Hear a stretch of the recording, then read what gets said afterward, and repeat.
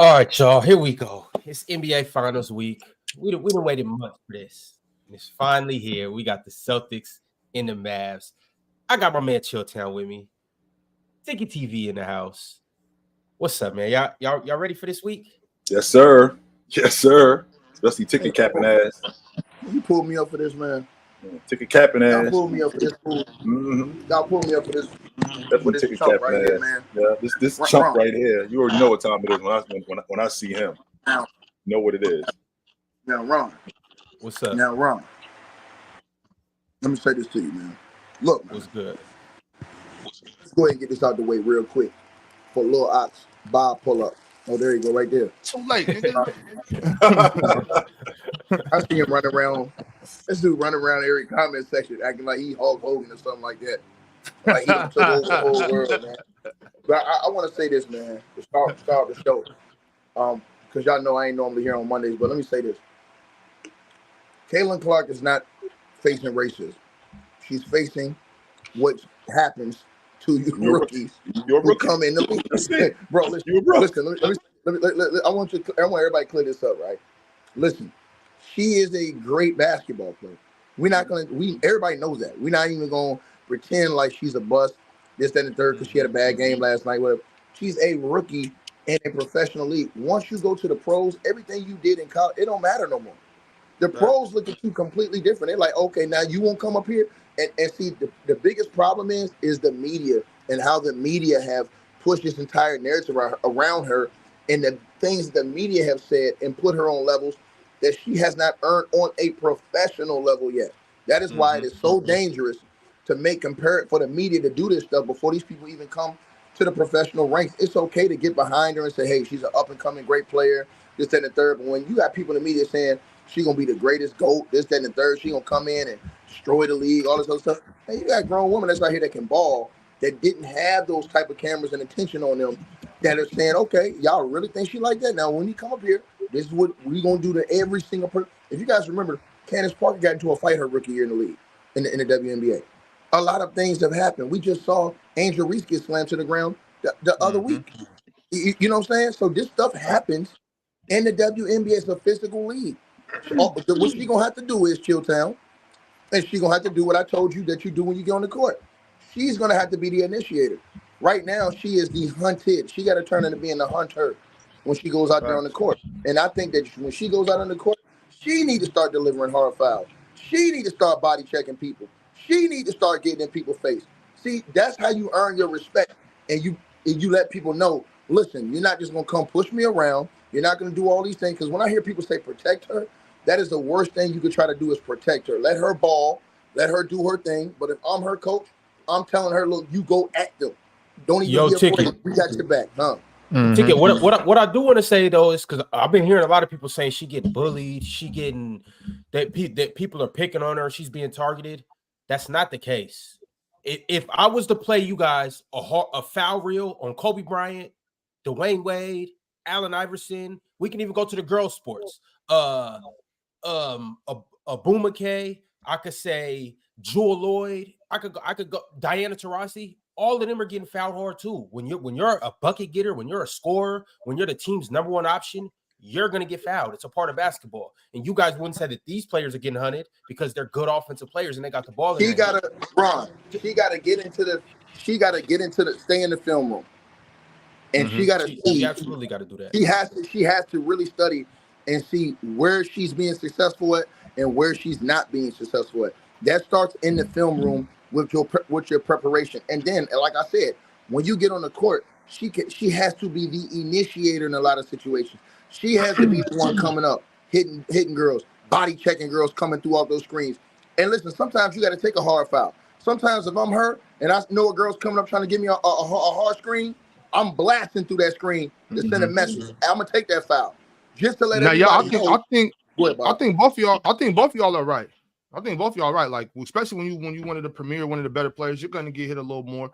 But let's not be naive now. Let's not be naive. There's some targeting going on. They're definitely but it's coming always after. That way, Bob. Yeah. And I'm not saying it's not. I'm not saying it's not. All I'm saying is what Miss Carter did, that was hate-filled.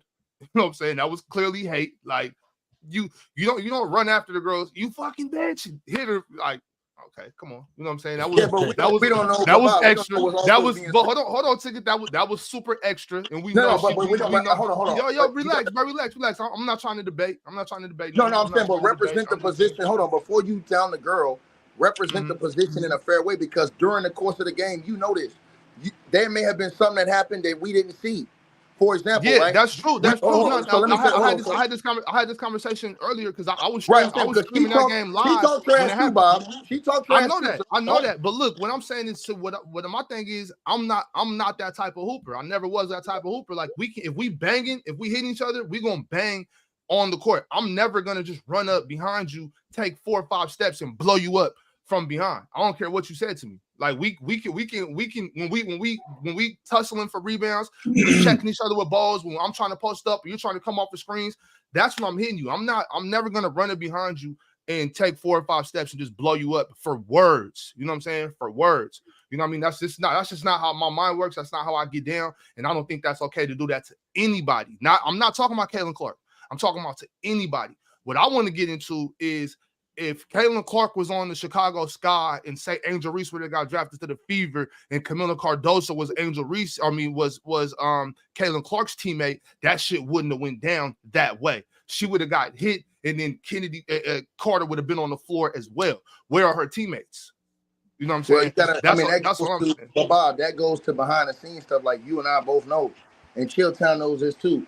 Like some stuff, we don't know what's going on behind the scenes between her and her teammates. We don't know how she is in that locker room. Sometimes when you're a good teammate, you're a good person, your teammates want to stick their neck out for you. But if they think you're a jackass, if they think that you are something bad, like let me give you an example, right? Mars doesn't like me. If I got into a fight right now and got jumped by 5 people, Mars ain't doing shit. He not doing a damn thing. He'll sit right there and watch. See what I'm saying? And I know. Let me give you my point. But that's because Mars genuinely does not like me. So he doesn't care what happens, right? Ticket, that's not true. Here's a different. No, that is true. Now I'm not jumping in for anyone up here. Well, hold on. Well, I'm gonna say this. Ron, chill, I'm not jumping in for anyone. I'm not saying up here. I'm not saying up here. But what I'm saying is that in general, when you genuinely like people, like if I'm Chilltown's my teammate, whether I like Chilltown or not, somebody on the team do something to him, I got enough respect for him as a man. I'm finna stand on business with him. You understand? Let me give you a quick point. There's a video out right now of Ant-Man snapping on Rudy Gobert, cussing him out during the game in this last series. You know what Ant-Man did when he heard inside the NBA talk about Rudy Gobert, Chilltown? He refused to go to the interview. We ain't going up but he's on the court cussing Rudy Gobert out. Like, yo, me and you can go at it, but I'm not finna let them dish you, and then I'm going up there. So that's what I'm saying. That's the level of just being a teammate. You understand what I'm saying, Chilltown? And that you got to understand that sometimes we don't know what's going on in the locker room during the course of a game. We don't know if she may have given the girl an elbow on a cheap shot, said something crazy. We don't know because sometimes things happen and we don't see it. Bob knows it. So maybe the girl came back and got back at her, and now everybody's saying it's hate. But then I guarantee that's what happened. I guarantee she said something crazy to her. Still don't actually, it's a little bit more than that, Ox. 1, she did say something crazy to her. Number 2, she did throw her on the ground 2 trips before that. And 3, as a vet, what are you going to take from rookies as a vet? Nothing. I ain't taking nothing from you. Yeah, see, nobody talked about that, Chilltown. I'm not taking nothing from you. Chill, what you just said was great. Nobody talked about that. See, you see the whole headline? Oh, they're attacking Caitlin Clark. But what did you just say, Chilltown, that she did plays before that? 2 plays before that, she was yapping at her, and then she threw her on the ground. That looked like a physical basketball play to me. What I saw Kennedy do to her wasn't a basketball play. Which is fine. Which is fine. It was a physical basketball play. However, again, Ox, as a vet, what are you taking from rookies? Nothing. So even if we are being physical and you throw me on the ground, I am not taking that from you because you're a rook. Right. You just got here. Now, to Caitlin Clark's point, Caitlin Clark's defense, she is a rookie and she is basically the golden goose, and they do need to preserve her. But on the flip side to that, she is a rookie, and as a rook, you're gonna get your ass kicked. That's part of it. That's part of it. Rightfully so, right, Jim? That's part of it. Preserve her still. You can't do that because if you do that, if you preserve her, you lose credibility what she has to do is she has to overcome the adversity. Mm-hmm. That way, what you marketed is now the goods. And listen, Caitlin Clark have an edge to her. There should be no complaining. She have an edge to her. Yes, she does. You don't do all the things she did. Hold on, chill. You don't do all the things she did in college. You don't do the things she did at the level if you don't play with an edge. She played with an edge. She talk trash. She can get physical. She need to stand up. She need to embrace that. Right, but here go the difference, though, Ticket. The difference is that you have to stand up and do your job, but the league is involved in that, too, in preserving you. Prime example would be Mr. Michael Jeffrey Jordan. He recognized that, they don't call that many fouls. They don't allow, the league is a lot more physical, so I got to get stronger. But David Stern said, this ain't the future of basketball, so we got to knock this stuff off. Because this guy right here is the future of basketball. And we can't have him getting body slammed. We can't have him getting thrown around like that. We got to shut this down. So in addition to Jordan getting stronger, he was preserved because the league helped him do that. They shut that whole Detroit Pistons stuff down. We got to stop doing this. That's where flagrant fouls came from. So it's a hand-to-hand thing. Don't get me wrong. Caitlin Clark is a baller, and she is a rookie, and she's going to get her ass kicked. But the league does have something to do with this because she is the future of that league. Nobody was really paying attention to the WNBA like that before she showed up. The fact that she's now here, we can't market this product and have people stepping on it like that. She does have to do her part in getting stronger and getting better. But she's a rook, and we're not trying to turn her into something that she's not before she becomes that. That's the same problem that I have with Wemby. The same problem that I have with Wemby. I think Wemby is going to be that eventually. I'm not prepared to go there now because he is not that. But as far as Caitlin Clark being the future of the league, 100% she is. This whole racism logic, give me a break, man. Candace Parker got in fights. Give me a break. Yeah, the weight room is the biggest thing. It's like she's just not ready, and it's nothing wrong with that. Like you just mentioned Wemby. We've witnessed all, like, we are all basketball fans here.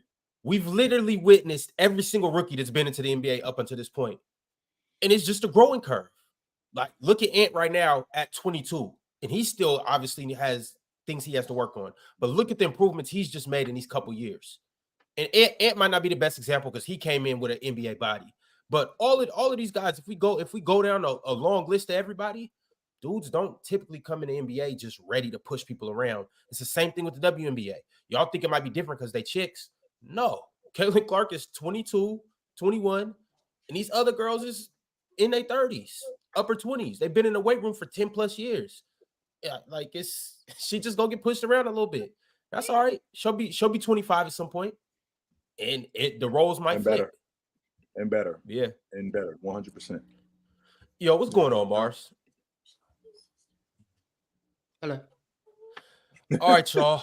Hey, Ron, let me say something. But see, that's the difference between me and Mars, though. And see, everybody in this comment section, y'all can say whatever y'all want to say about me. I'm the greatest heel known in basketball community. I know what I'm doing. All of you guys have been played, period. So anytime you get mad at me and say all that stuff, only thing you do is you help my legend.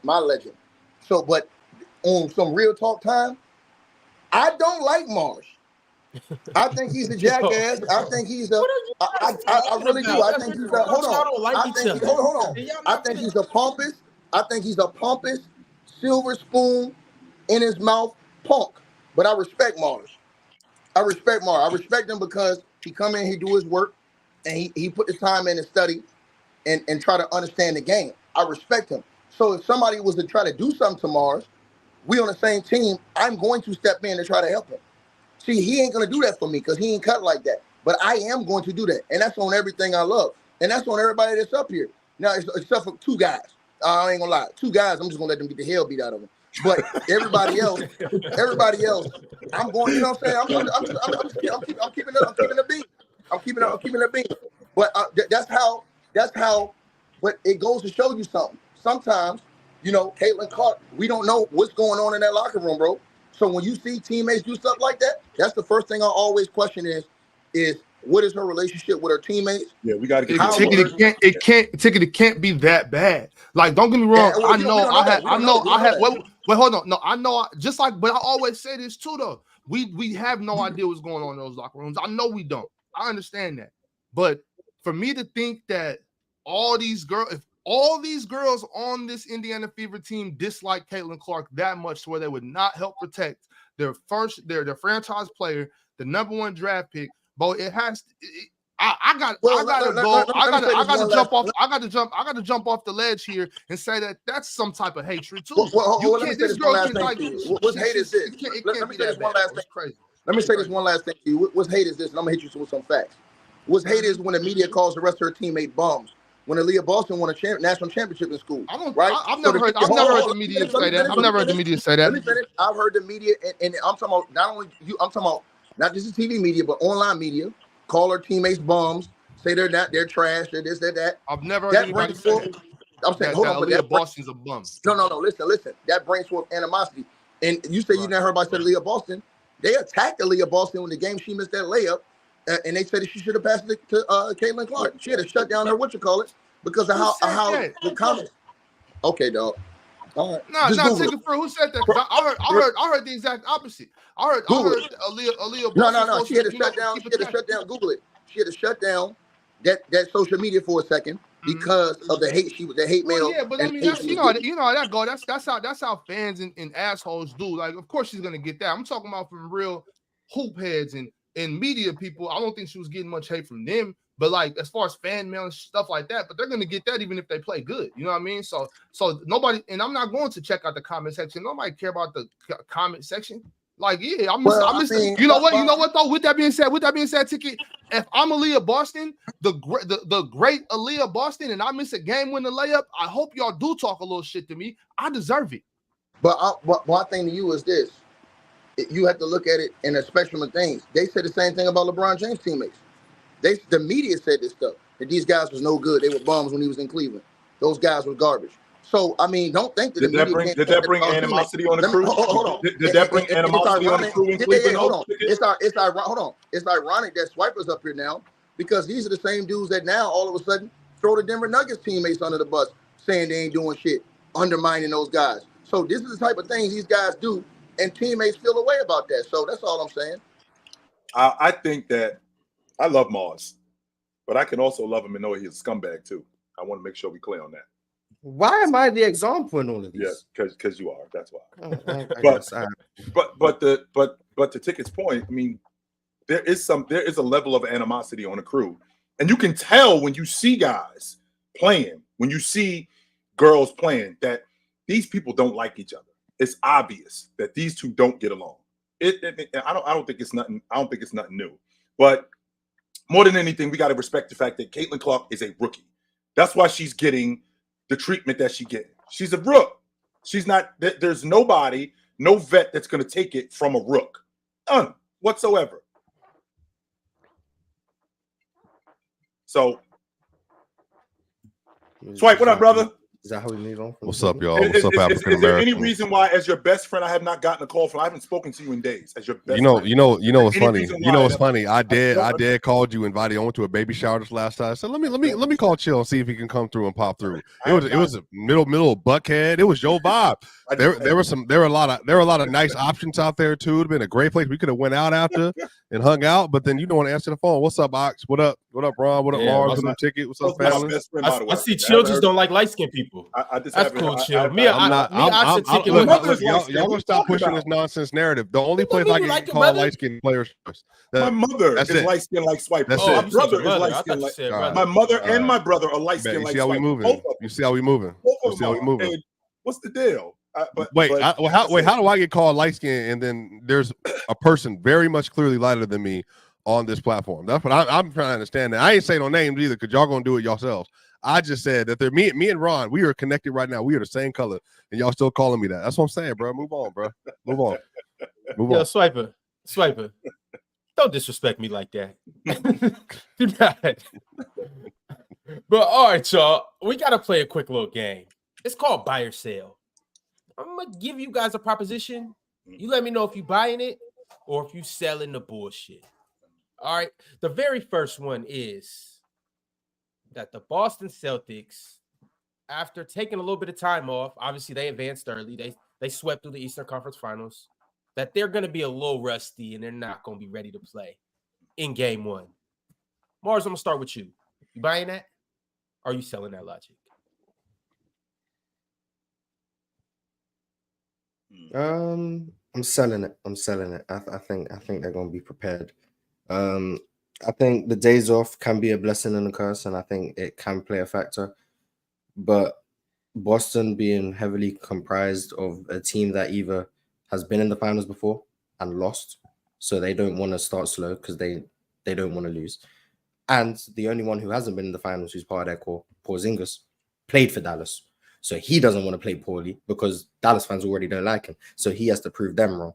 So I think they're all coming out with an energy of every game's importance. And I think they're going to be ready in terms of an effort and all of those things. Now, whether or not they make or miss shots, I don't know. But I think they're going to come out ready to play.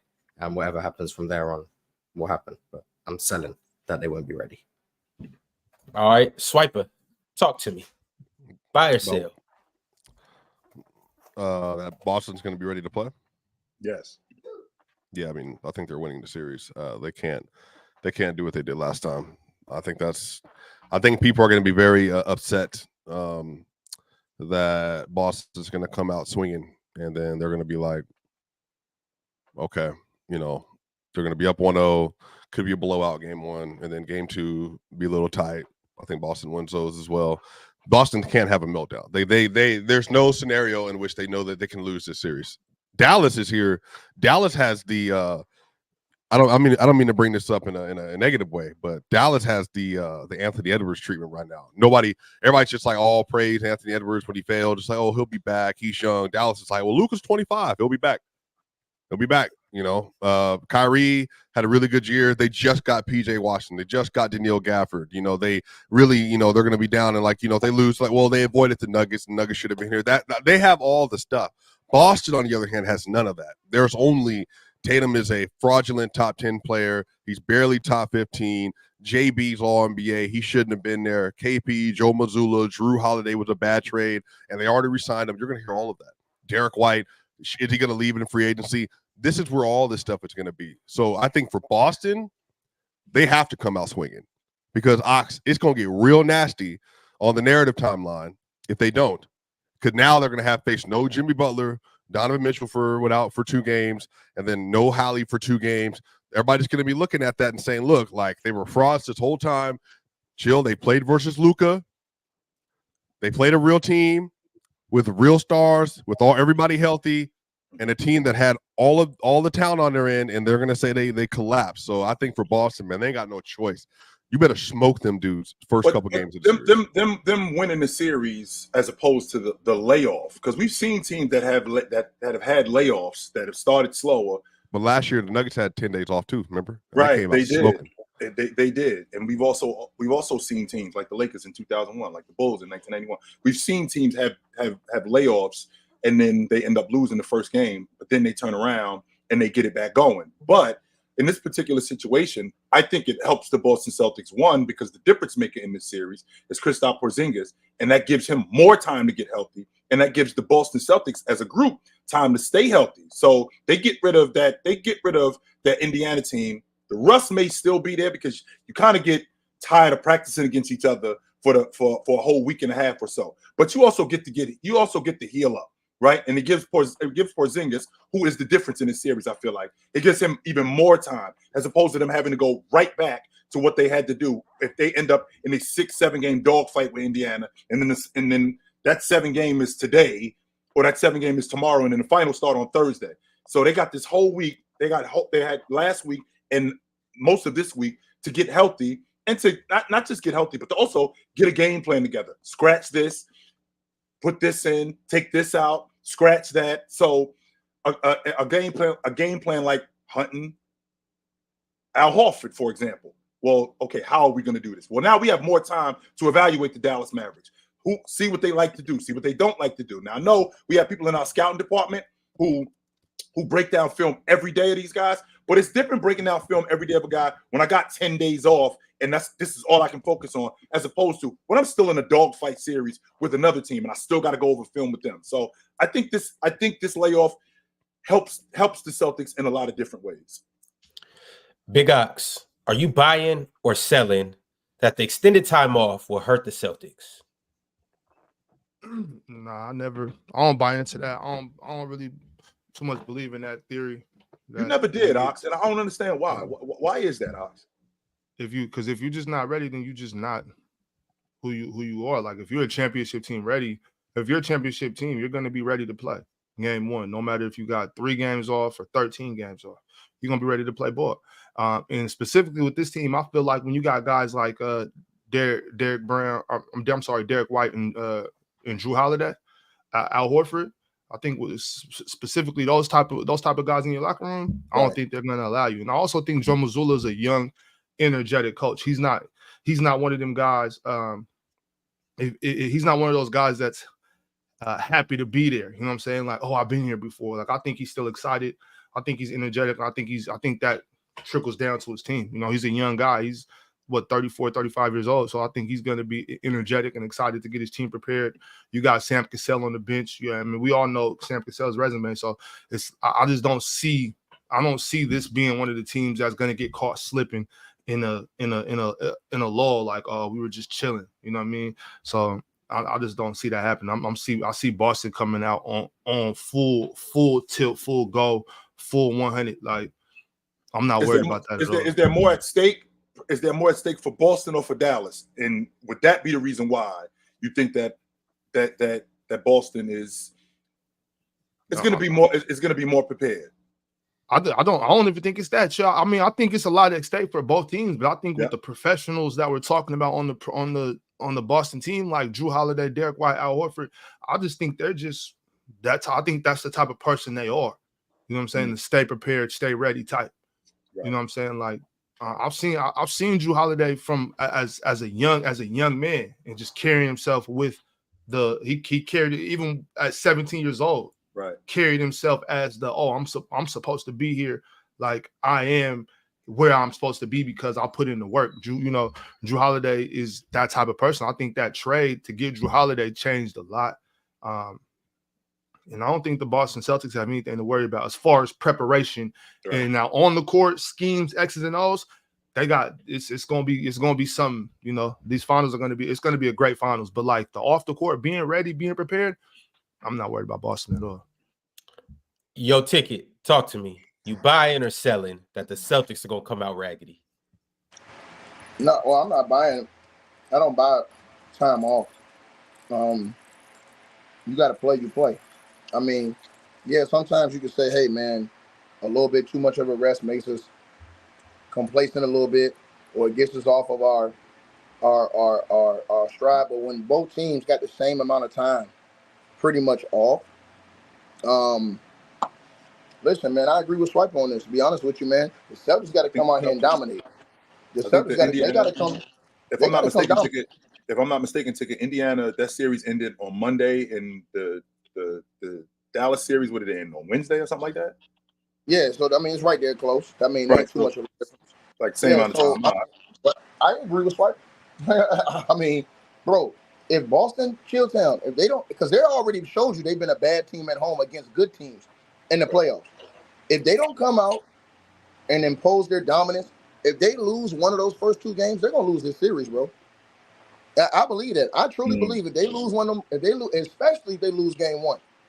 If they lose game 1, they're not winning this series, bro. Because it's gonna be hard for them to get a win down there in Dallas and how Luka gets going. And I think that the time off actually helps Luka Doncic with his knee situation. I think it helps them kind of, because every time you see him, he's got blood coming through his knee and stuff like that. I think that it kind of helps him a little bit, get that healed up, get a little feeling a little better. You know what I'm saying? Get to sleep a little more in your bed, get that little soreness out of you, get your massages and stuff like that, and get refocused and recalibrated. And then it helps Lively get back right. Is Lively supposed to be right by the time they get started? Yeah, he didn't have any injury designation going into the last game. Right. So I mean, he's gonna be huge in this series too. Him and Gafford are gonna be huge. I know Chilltown said Porzingis is the difference. I disagree with that. I need to see Porzingis do it at that level. I don't believe in him still at that level. He hadn't shown me. He got to show me. All he got to do is 3 different things, though. Ticket. That's what makes it so great for Boston. He really only got 3 things he got to do. He got to defend on the glass, hit threes, and then if he gets a post up, you know, you be high efficient with your post up. Do you trust him to hit threes and to be a fourth option? I do, bro. Like, think about it. It's gonna come down to JT, JB, and Derek White, and then Drew at times. Like, I just think KP just has a super easy job. And not to say it's like he doesn't takes skill to do it. But I'm saying, like, for me, he's so far down the chain of command ticket that I think that the pressure is just not going to be there for him for the same. Well, listen, Drew Holiday better get his rest too, because they're gonna need an army to stop. Hell yes, they're gonna need an army to stop with Kyrie got coming at him. And I'm gonna tell you something. Remember how he got cooked by Jimmy Butler? I see Kyrie just absolutely putting this dude in the spin cycle, and I think he is gonna be the coach can't throw double teams at him, so they need to get their rest. They don't need to play stupid and overplay Kyrie and Luka. The worst thing they can do in this series is overplay those two guys, because their teammates have got supreme confidence right now going into the NBA Finals. And like I said, Chilltown, the rest is Can't we say the same thing? Can't we say the same thing for the Celtics? I mean, can't we say the same thing for the Celtics in terms of supreme confidence? The fact that the reason why I'm saying that is, number one, we was already there 2 years ago. Number two, but they know what we know. But I know for a fact that you can't see the same dude you saw. But you don't hold on. But they know knowing that you can't see. They know what we know. 2 years ago. We're much more confident going up against these guys than we did 2 years ago. Much more. They know. How you know that? They know what we know. How you know they don't? How you know they don't? Bro, they know they've had a cakewalk, bro. You keep saying they know they. Hold on, no. We're not doing that. Hold on, we're not doing the cakewalk. Hold on, chill down. Let's be real, but let's be real. Hold on. Chill, so you don't right quick, Ticket. Hold on, Ticket. Just hold that thought. I gotta ask Chill. So you don't believe that the Celtics have had a cakewalk up until this point to the finals? Ron, I'm glad you brought that up. So let's just say, for the sake of argument, Jimmy Butler plays in that Miami series. He just makes it interesting. So instead of 5, how you know that? Nah, you can't do that. Don't do that. But that's the definition of cakewalk. The fact that Jimmy Butler, no one's saying, okay, some people are saying that Boston would have lost to these teams, but the overwhelming majority aren't saying Boston would have lost to these teams. They're saying them not having those guys made it much easier than it would have been if those guys didn't. One more game, Mars. That's it. One more game. But you don't know that. But Chill, you don't know that. I think they smoked Miami. But you can think all you want. Wait, hold on. Chill. If Anthony Davis doesn't get hurt in 2021, do the Phoenix Suns beat the Lakers? I don't think so. How do you know? I don't. It's all speculation. It's all speculation. Nobody can attest to that. But Swipa, since you brought that up, since we're talking about that, and you're a numbers guy, you can appreciate this. And I brought this up earlier. I don't think you were here that day when I brought this up. But in the 4 games that they beat them, they were up in those 4 games: 34, 29, 28, and 33. What you games? add Jimmy when they beat the Miami Heat? 4 of those games. You add Jimmy Butler to that. Didn't Austin Reed? Hold on. Didn't Austin Reed? D'Angelo Russell stomp the Celtics in Boston for their second loss this season in one game? In one game. Cool. That's cool. But we can say if LeBron James and Anthony Davis are there, LeBron James and Anthony Davis are there throughout a whole series, and they can beat them, because look at what they did in this single game sample size. But the difference is that you got mad at Ticket. You got mad at Ticket for when he brought up Game 2 in the Nuggets Timberwolves series, because we're saying Rudy Gobert makes them better. He's saying, well, look at their defense without Rudy on the court. Like that's what you're doing. My whole thing is I'm not doing that. No. If Jimmy Butler's there, he makes a demonstrative difference on both ends of the court. We don't even know if the swing goes that far. But again, that's just speculation. But to his point, to Mars's point, it is a cakewalk. It is, because you don't have to have any of those questions answered, because you didn't have to deal with the team's number 1 option for at least half the series or the whole series. Excuse me. That's a big deal. Like, for instance, if Anthony Edwards was not there last round or 2 rounds ago, the series would be different. If the series versus the Mavs and Timberwolves last series, if Luka Doncic isn't there for half the series, the series would have been different. Sure, right. It would be different. However, if they don't play, for example, with the Miami Heat, they demolished them dudes without Jimmy Butler. So if Jimmy Butler is there, how much of a difference does he make overall with that crew? Again, Swiper, we're talking about 34, 28, 29, 33. Jimmy Butler makes it interesting. They still beat them dudes, I think. I still feel like, in terms of how good they were and everything that they did, Jimmy Butler, if he makes that much of a difference, not necessarily beating them, but if he makes that much of a difference, we got to start talking about Jimmy Butler. No. And Terry Rozier. Don't forget Terry Rozier. But here's why you cap on Chilltown. This is the same Terry Rozier that we hadn't seen in the playoffs in 6 years. But Chilltown, the difference Jimmy Butler made was when he went to that team, they went to the NBA Finals 2 out of 4 years. He was the difference. He was the difference on that team. When he went to the team, they literally went to the NBA Finals. And then him being on the court, mental advantages, psychological advantages. Not only that, him being able to frustrate one of those two guys, Jaylen Brown or Jayson Tatum, with his defense. Then his ability to go off offensively in a series, bro. You discount that. That's just like saying if they took Jayson Tatum, hold on. That's just like saying that they took Tatum off the Celtics. Do you think the Celtics are just going to win? No. So, again, like I said before, bro, you got these things count, bro. And you discount. Hold on, chill. You discount that. You discounted that the Cleveland Cavaliers was missing their best player for 2 games and their best defensive player, rim protector, and rebounder for the whole series. That counts, bro, especially when you have 2- and 3-point games multiple times that are deciding games in that playoff series. That matters that you didn't have those guys. Sure. Then you're talking about then you're talking about in the conference finals when Holly gets hurt, when at the end of the game, or what happens in the first game, different little small stuff like that, and then Holly gets hurt. That means something, bro. That means something in these series, bro. So don't make it seem like, because it's Jimmy. We ain't talking about no bench player. We're talking about the best player on the team, bro. And I won't argue that ticket in that part. I'm not arguing. I know for a fact that what Jimmy Butler means to that crew. But the Boston Celtics are a much better team than Miami. Wait. Do you think that the Heat would have beat Miami last year if Jayson Tatum doesn't have the ankle injury? I think they smoked them in Game 7. I don't think they beat them. I think they smoked them in Game 7. You think Miami or Boston? I think the Celtics smoked them in Game 7 in Boston. I think they smoked them. Chill. I know it's not the same team as last year. But even last year, and then the last couple of times that they played in the playoffs, just gives you an indication of when Jimmy sees the Celtics in the playoffs, which I have no is. He just it's something about the Celtics that just gets Jimmy kind of like Kobe. And even that, it's more so Ron. It's more so the hypotheticals, like just not wanting to admit it's been a cakewalk. One of the easiest runs we've seen. I'm not saying that at all, Swipe. But what I'm saying is that even with Jimmy Butler, they still beat them. Okay, but that's the thing. Now do D Mitch. Now do Jared Allen. Now do Holly. Now do Bennett. No, Swiper. You keep letting Chill walk past Terry Rozier. You keep talking about Terry Rozier, who I haven't seen in 6 years in the playoffs. That's cool, but again, theoretically, hold on. Theoretically, Ox. Theoretically, I can say Terry Rozier. That's not how theoretically, I can say Terry Rozier would have had his best playoff run. Would have had his best playoff run of his career this year because he's playing with the best team since the Celtics. But Swiper, you can't just say that just because a guy didn't make it to the playoffs because he was playing with the Charlotte Hornets that he's not going to come and add value to the playoffs with the Miami. I'm not saying PJ Washington. I'm not saying that he did. I'm not saying that he wouldn't add value. Washington, right? I'm not saying that he wouldn't add value. Yes, he was in Charlotte. I'm not saying that he wouldn't add value. What I am saying though is the Boston Celtics are even with Terry Rozier, even with Jimmy Butler, they are a better team than the Miami Heat. Finish.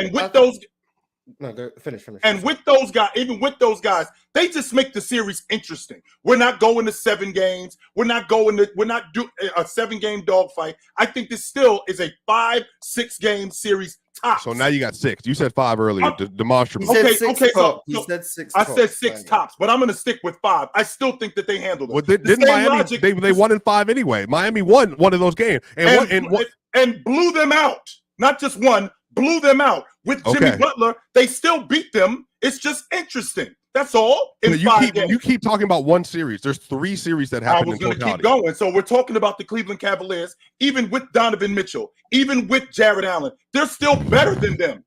They're still a better team than the Cleveland Cavaliers with their best with one of their best defensive players on the front line, with Donovan Mitchell, whom I think is the best guard in the game.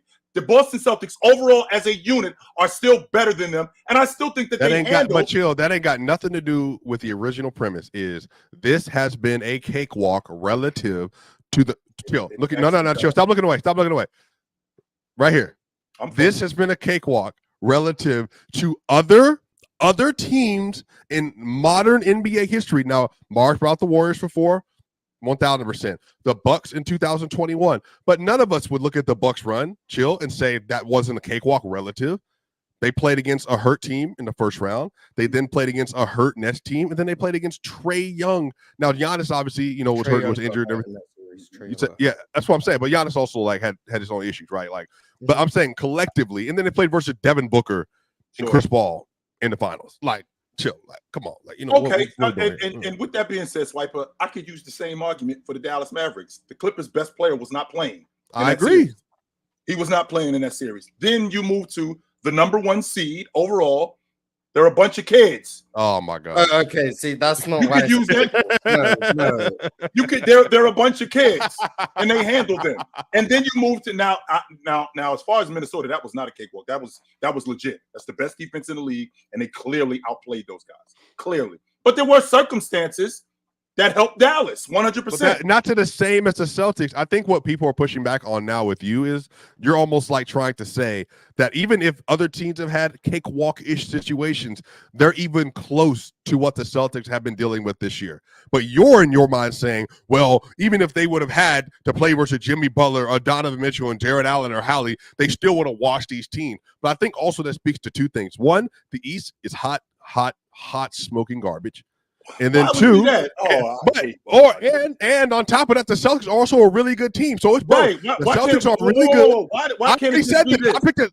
Why can't it just be the Celtics are just that? The Celtics are really good, but they also they played against Tyrese Halliburton and the Pacers in the conference finals. The East was just all injured. The Bucks were hurt. That's what I'm saying. The Heat were hurt. The Knicks got hurt. Everyone got hurt. I don't think that makes the conference trash. I think that just means the conference was injured. And even Boston are hurt. Kristaps Porzingis has missed damn near the whole right. Match. Like Boston is still dealing with injuries. Every team in the Eastern Conference playoffs that got past the first round was hurt in some capacity. I don't think we've ever seen a conference like that. And I don't mean like hurt as in, oh, you're missing the 11th man. Like hurt in terms of you're missing a key players, contributor. Sure. That's the whole Eastern Conference right now. So I can't really call the East trash. Like think about it. If the Knicks, Sixers are healthy, they have like if the Knicks would have had OG, Julius Randle, and then what ended up being Mitchell Robinson, what ended up being Jalen Brunson, then we're looking at a completely different Eastern Conference Finals even. So we're all acknowledging that the Celtics were this much better than everyone, but a large part of the reason, I'm not saying all, because I still picked them to win the finals.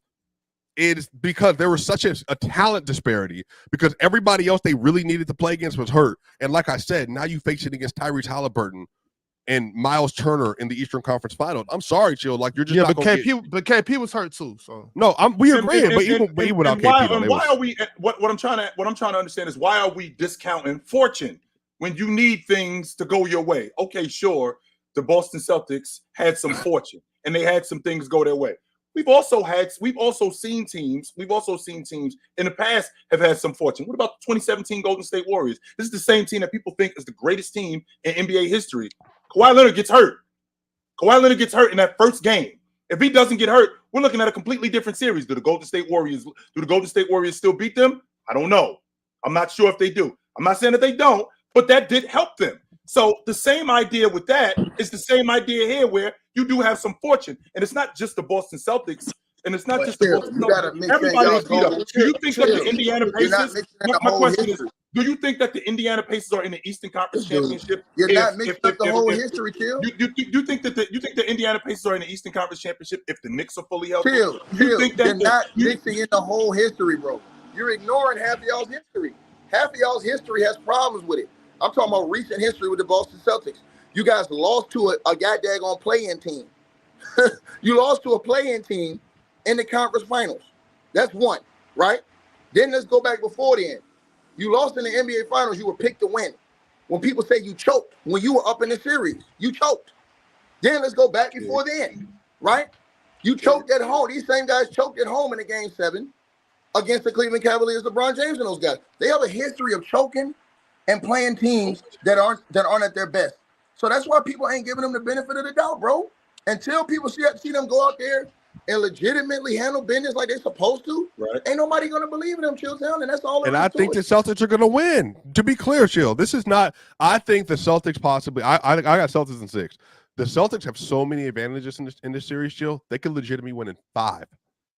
I disagree with that. I think they have the biggest disadvantage. I don't think they have the best 2 players in this series. 2? I think the best 2 players on the Dallas. Hold on.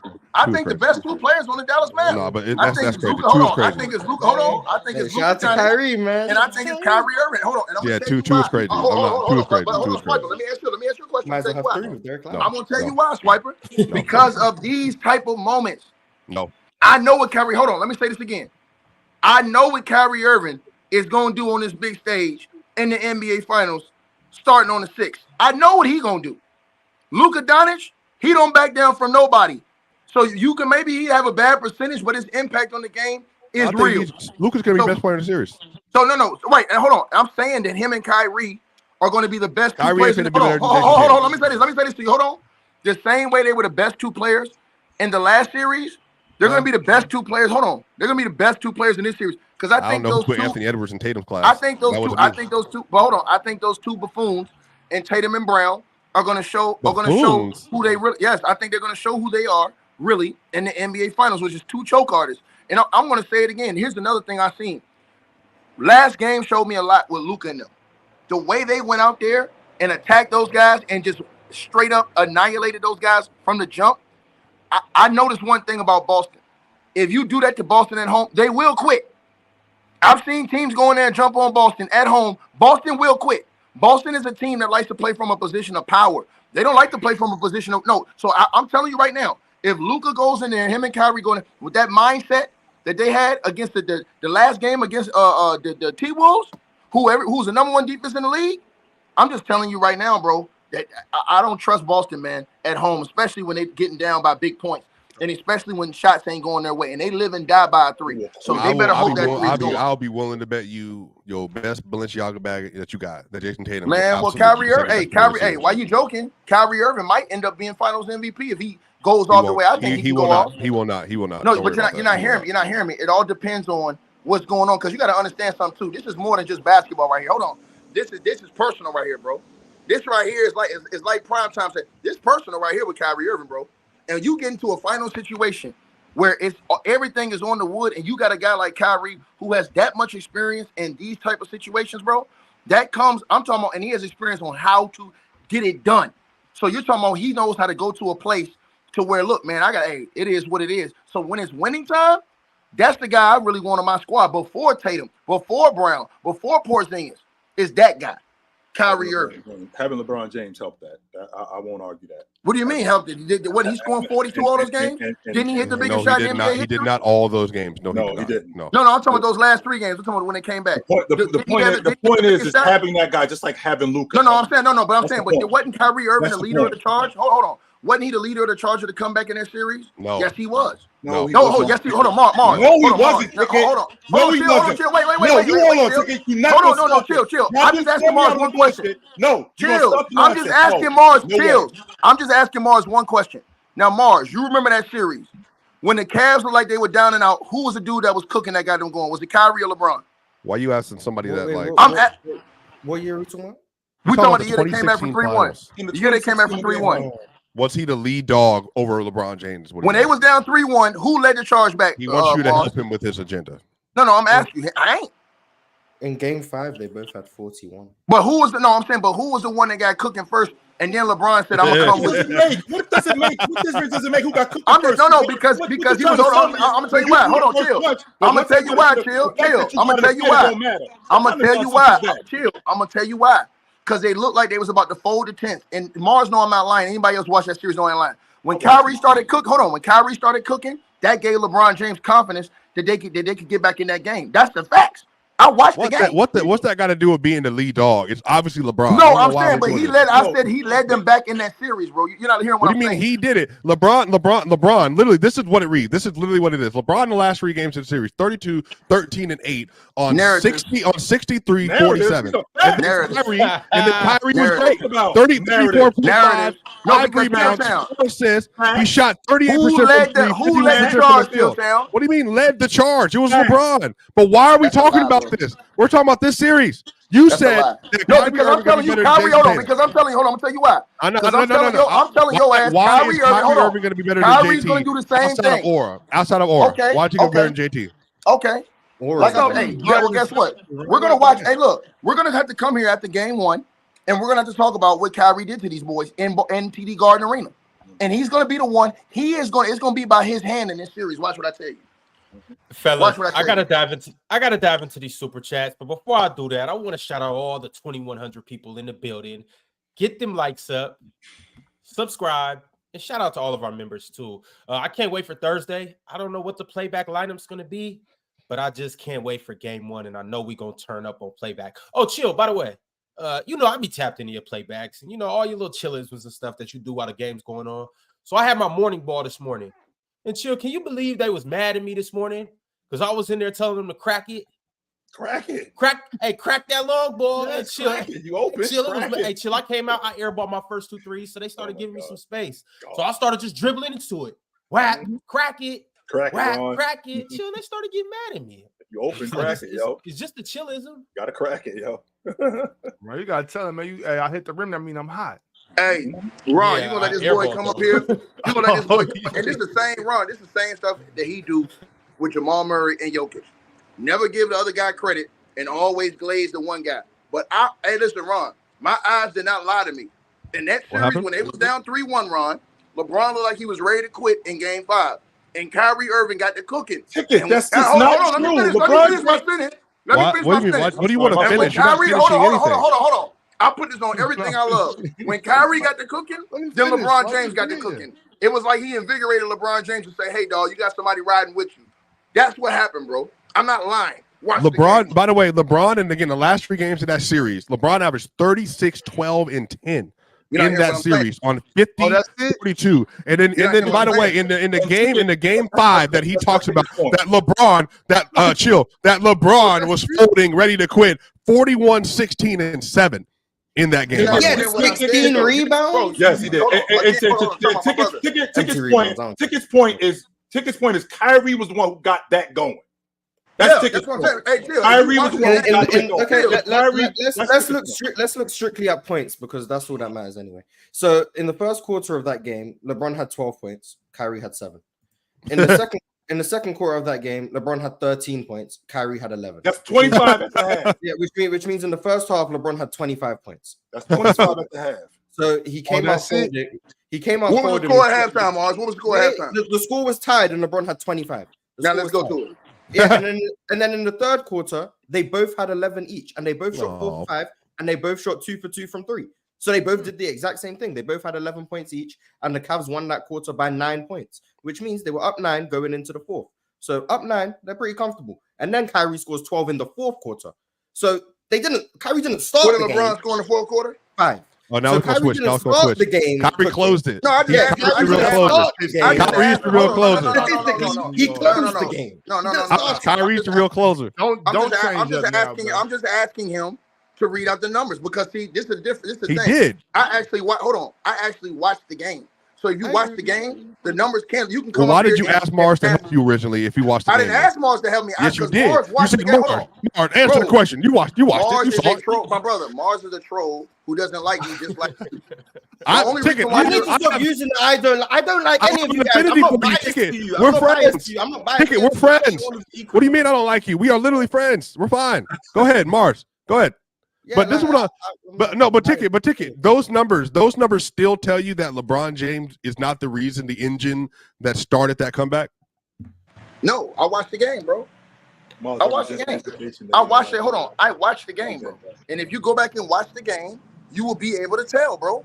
If you go back and watch the game and you watch how the flow of the game was going, you will be able to tell what I'm talking about, bro. I watched the game. Sometimes you have to actually watch the game. Numbers don't tell everything when you're just looking at numbers. And Killtown knows that. Numbers ain't telling everything. Y'all say the same thing about Rudy Gobert. If you look at Rudy Gobert's numbers, he didn't average 10 rebounds. He didn't average no blocks. But hold on, but if we listen to y'all, but no, I'm saying, listen, if we listen to y'all talk about how great his impact was on the team. But that's not going by numbers. Impact isn't measured by rebounds and blocks. Right. Hold on. But my point, But here's my point. My only point is this. And y'all play dumb, but y'all ain't dumb. Y'all do this for clicks and views. I know that. You got to go against me to make we do it for clicks and views. You know what I'm saying? StubHub never does this. Just us. Swipa, you sticking out your tongue on your channel, bro. That's for views. Sticking out my tongue? At least I ain't shaking cheeks, my brother. You sticking out your tongue screaming. That's for views, dog. That's for views. I got to get to these super chats. That's for views. And hold on, Ron. And Bob up here. Bob got chicken in his pocket. That's for views. Hey, Ox. But that wasn't for views, though. That wasn't my house. Hey, hold on, Bob. What you got in your pocket right now? I don't do nothing for views. What you got in your pocket right now, dog? I'm gonna tell you. Let me just finish talking to Chill. I'm gonna tell you everything I got in my pocket. But Chill, I'm gonna empty my whole pockets out. Yo, Chill. What I'm saying is, I'll just be me. I wasn't doing it for clicks and views. I was hungry. I had a debate. I'm like, let me take my chicken with me. You know what I'm saying? No big deal. And the dude had chicken in his pocket. This man had chicken in a tuxedo. You had chicken in his pocket, yo. What you doing, Ox? Hey, with the little packs of hot sauce from KFC, though. Yeah, Ron. And then he gonna get mad at me. Pulled out a piece of chicken in his pocket. And then he gonna get mad at me when I asked him where the watermelon at. Nah, that was crazy though. That was crazy. Oh my God. Anyway, Ron, as you were saying, this dude had chicken in his pocket. MP13 said it's a net negative to the Celtics to have not experienced an actual stretch where they get to stress test their late game execution in the playoffs. You can't just suddenly ramp it up in the finals when they need to execute. Did you guys just not watch the Pacers series? Because I was just about to say that, Mars. Weren't they down like 18 in that game? And I think it was game 3 or game 4. They were down 18 on the road, by the way. It wasn't like they were at home. They were on to have a crowd get behind them. They were down 18 on the road, and they came back and beat those guys. How much more of a stress test do you need? I think people just didn't care anymore. They was just toying with them dudes, man. That's just like if me and Ron playing or me and Bob playing one-on-one.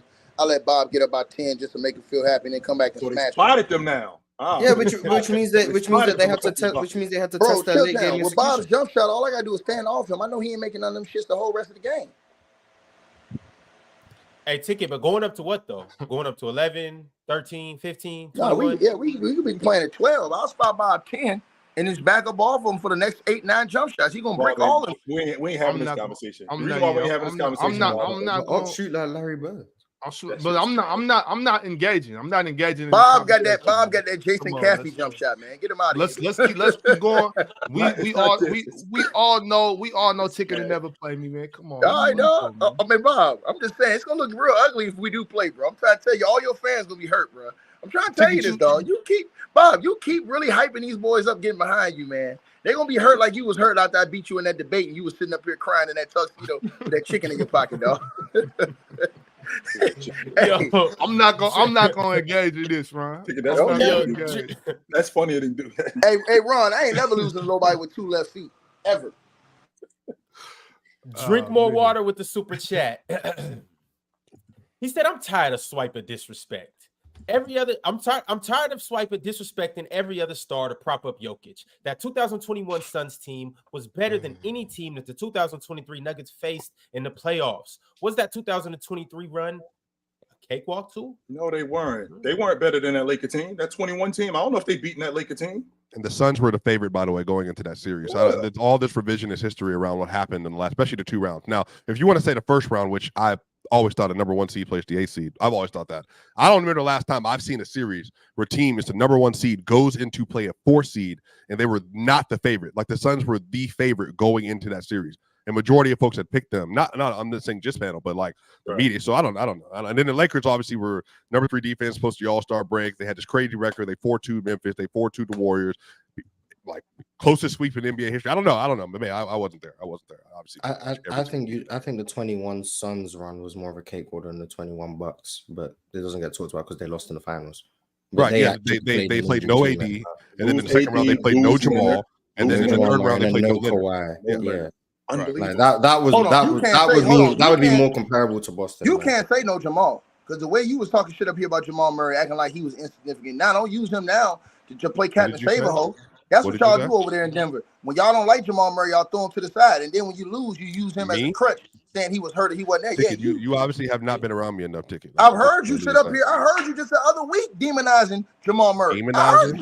By saying that he needs to play better basketball coming into the year. Yeah, okay, buddy. But you never said about Jokic. Jamal coming into a season. I've never heard you criticize Jokic since I've been listening to you. Period. You've never heard me ever. So chill. Just to be clear. So after the first 2 games of this series, of the Timberwolves series, nobody ever heard me say Joker has to be better. If you're the best player in the world, there's no excuse. You cannot get walked down like that. No one ever heard me say that.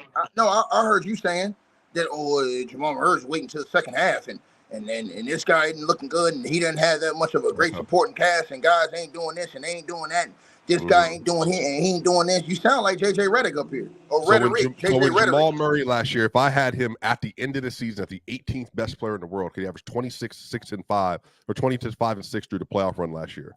And then he had a 30-point triple-double in Game 3 of the NBA Finals. And I said that he outplayed Devin Booker for stretches of that Suns series, even though whatever. And then he was the second-best player in the Lakers series, which he was. He was the second-best player in the NBA Finals, which he was. So when he gets into the season, though, he missed 23 games this year. You can't control injury. He averaged 21 and 6 assists, shot 42% from three, 48% from the field, and 85% from the line. He's one of only, like, I think 4 or 5 players in the league to average those numbers across the board.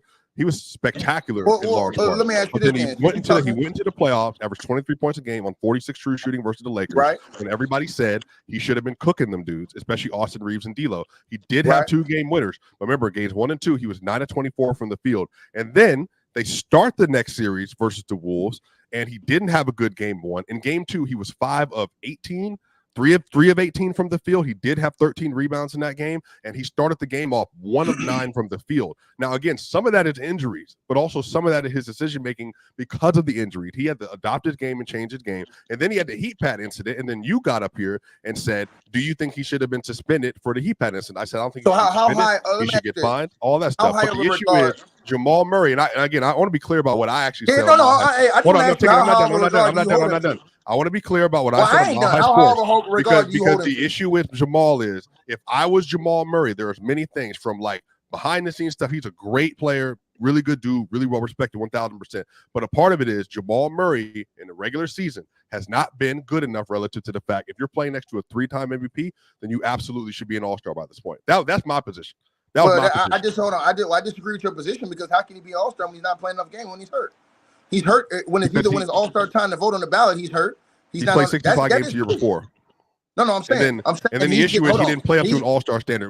But just to be clear, I disagree. It was also the injuries. It was also the injuries, but he also wasn't good enough the first 50 games of the year. I disagree with you. Most of those years he was hurt, and the years he wasn't hurt. Hold on. And the years he wasn't hurt, I think that he did play up to all-star standards. No, I think that hold on. When you're averaging 20 a game and you're on the first or second seed in the West, you should be on the all-star team. But not in the Western Conference, unfortunately. I'm saying in the West. I'm saying in the West.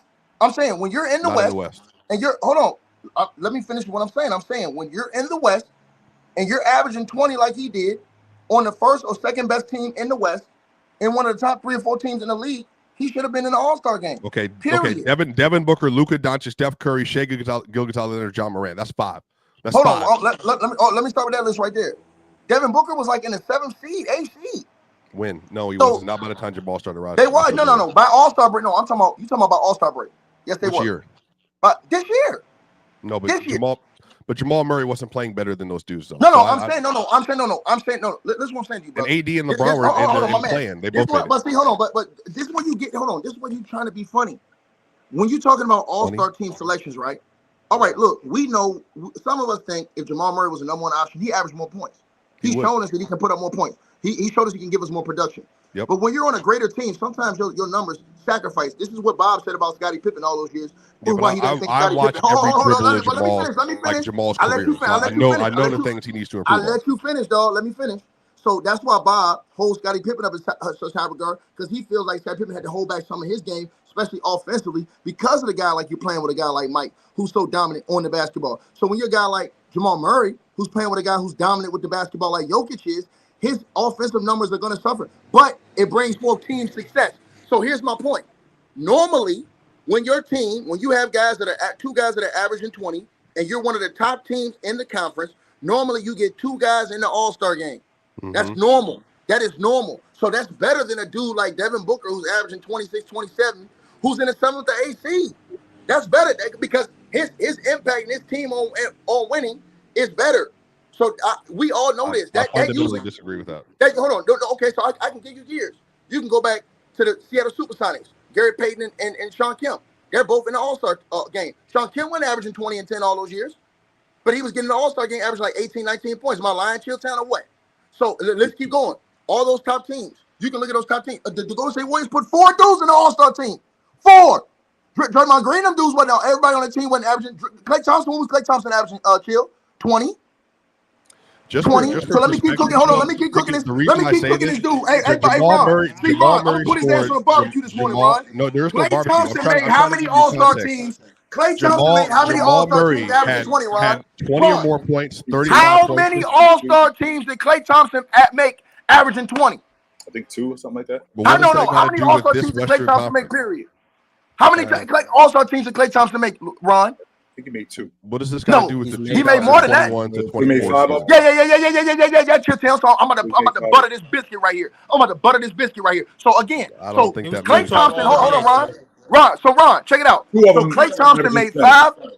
Hold on. So Klay Thompson made multiple All-Star teams, Chilltown, averaging 20. What seasons? Then hold on. Let me finish. That matters.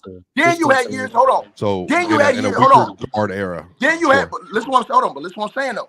Then you had years where again, hold on. I can eat to that right now. So that year they had 4 All-Stars on one team that one year. So Draymond makes the All-Star team, but even though LaMarcus Aldridge was the man on his team, was leading his team, and he should have made the All-Star team over Draymond, but they gave Draymond a nod. Why, Chilltown? Because his team was one of the best teams in the league. These are facts. Draymond was And he also a was the best DPOY defender level in the defender. Yeah. So that's a Okay, buddy. Okay. No, the best And- defender and- logic and- doesn't work. The best defender logic doesn't work because Rudy ain't making reason. All-Star That's why Rudy That's made what- the All-Star. Rudy has an All-Star selection. Jaren solely Jackson because of Jr. his made the defense. All-Star game, and he played a limited amount of games because of the fact that he was the team. number one defender in the league Why last didn't year. Rudy Gobert make the All-Star team this year? I agree. I don't think he should have made it over Cat, but because that's, the league now, that's a scoring because preference. the league now is more talented than it was in 2017. And by the way, just to be clear about Is it this, more Chill, talented than it was in 2021? Did I Rudy mean, not make the All-Star team in so but 2021? Chill. Rudy The made the issue All-Star with team in a 2021. part of the conversation with Jamal. Did he Jamal make the scored. All-Star team in 21? Because if I'm not mistaken, Swipa, I think that was the year he was crying. And he He didn't. cried in know. 2019. I don't remember, but Well, I have no idea. I have no idea what Rudy Gobert and Draymond Green have anything to do with Jamal making an All-Star game in the West versus with these guards. And They part were of in this the West. conversation is, and the part of the conversation is with Jamal. Jamal scored 20 or more 35 times this year. Do you know the Denver Nuggets record was 29-6 in those games? He did that. So what you're asking for, if Jamal Murray had a higher floor as a player more consistently, then honestly the conversation about the Nuggets would be entirely different. That's How the could he have a point. tired floor if he's hurt all the time? Look how many games he's playing on That's a on a but year-by-year again, basis. But again, I'm trying to explain to you that again, I'm not saying anything. These are things that have been well reported, that there are things sometimes Jamal needs to do to manage his body. I'm not saying anything about that. I'm just saying those are things that are very, very clear public information. And from Calvin Booth himself has said things like this. So there are things that Jamal can do to take care of himself as well. My whole thing with him is that I think that if you're playing next to a 3-time MVP and you look at, and again, let me ask you this, Ticket. Do you think SGA has passed him as a player? Just it's a yes or no. That's past Jamal Murray? Yeah. I already thought SGA was better than him. So I Do you didn't. think it Devin had to be Booker has passed Jamal? No, I think Devin Booker's a fraud. No, I don't. I mean, first I team don't. All-NBA. And listen, hold on. I'm being honest with you with my assessment because what we said about Draymond Green and Rudy Gobert, all I'm saying to you is this: the year Draymond Green made the All-Star team, bro, the old boy in Portland was 20-10. I mean, excuse me, I think he's in Portland and San Antonio. He was 20-10. Aldridge. He was, yes, and his team was one. And his team was a playoff team. He wasn't more impactful than Draymond. Hold on. But he was the lead. Hold on. Here's my point. He was doing way better numbers, and he was the leader of that team. So here's my point. Hold on. Wait. Let me Make finish. this point, Ticket, and we gotta finish this point, and we gotta move on. So my point, you always gotta get on from me, but stay right here. Ticket, so he's here's cooked. the point. Hey, hold on. Let me make my point. Look, he's done. Look at No, him. he ain't done. He ain't Ron done yet until I say he's done. You are a very interesting individual. So what I'm saying to him is Ron, you are a very interesting individual. Hold on, bro. The coalition I'm trying is to move on. You twerk for narratives. It's insane. Go ahead. Ron, the coalition is this. He just said, I just told him that Jamal Murray, being on one of the top teams in the West, averaging 20, should have been an easy shoo-in to be an all-star. He's making it seem like Jamal didn't do enough, which I think is baloney. The reason why I said, hold on, let me finish. The reason why I said that, and I gave him examples like Draymond, is because even though Draymond Green didn't have those same numbers, he was on one of the best teams. So that's why he got selected. But if we're using your analogy for what you just used for Devin Booker over top of Jamal Murray, even though Booker's team was like a 7th seed or 8th seed at that time, all I'm saying is that if you look at LaMarcus Aldridge, his team was a lower seed, but he was the man. But you're saying, nah, we still gonna roll with Draymond. Well, Draymond was a role player on that team. But y'all, this year the guards again. The only time I know you want to jump. I'm clarifying. I don't care about agreeing or disagreeing with you. I disagree when I disagree. I agree when I agree. The only time LaMarcus Aldridge didn't make the All-Star game and Draymond Green did while he was in San Antonio, he averaged 17 and 7. He didn't average 20 and 10. LaMarcus was averaging 17 and 7 in the 2017 season. That's the only time he didn't make the All-Star game in San Antonio, and Draymond Green did make the All-Star game. For anyone who doesn't know, that's the same year that Draymond Green won his only Defensive Player of the Year. Just so everyone is now aware, when LaMarcus Aldridge averaged 20 and 10, he made the All-Star team.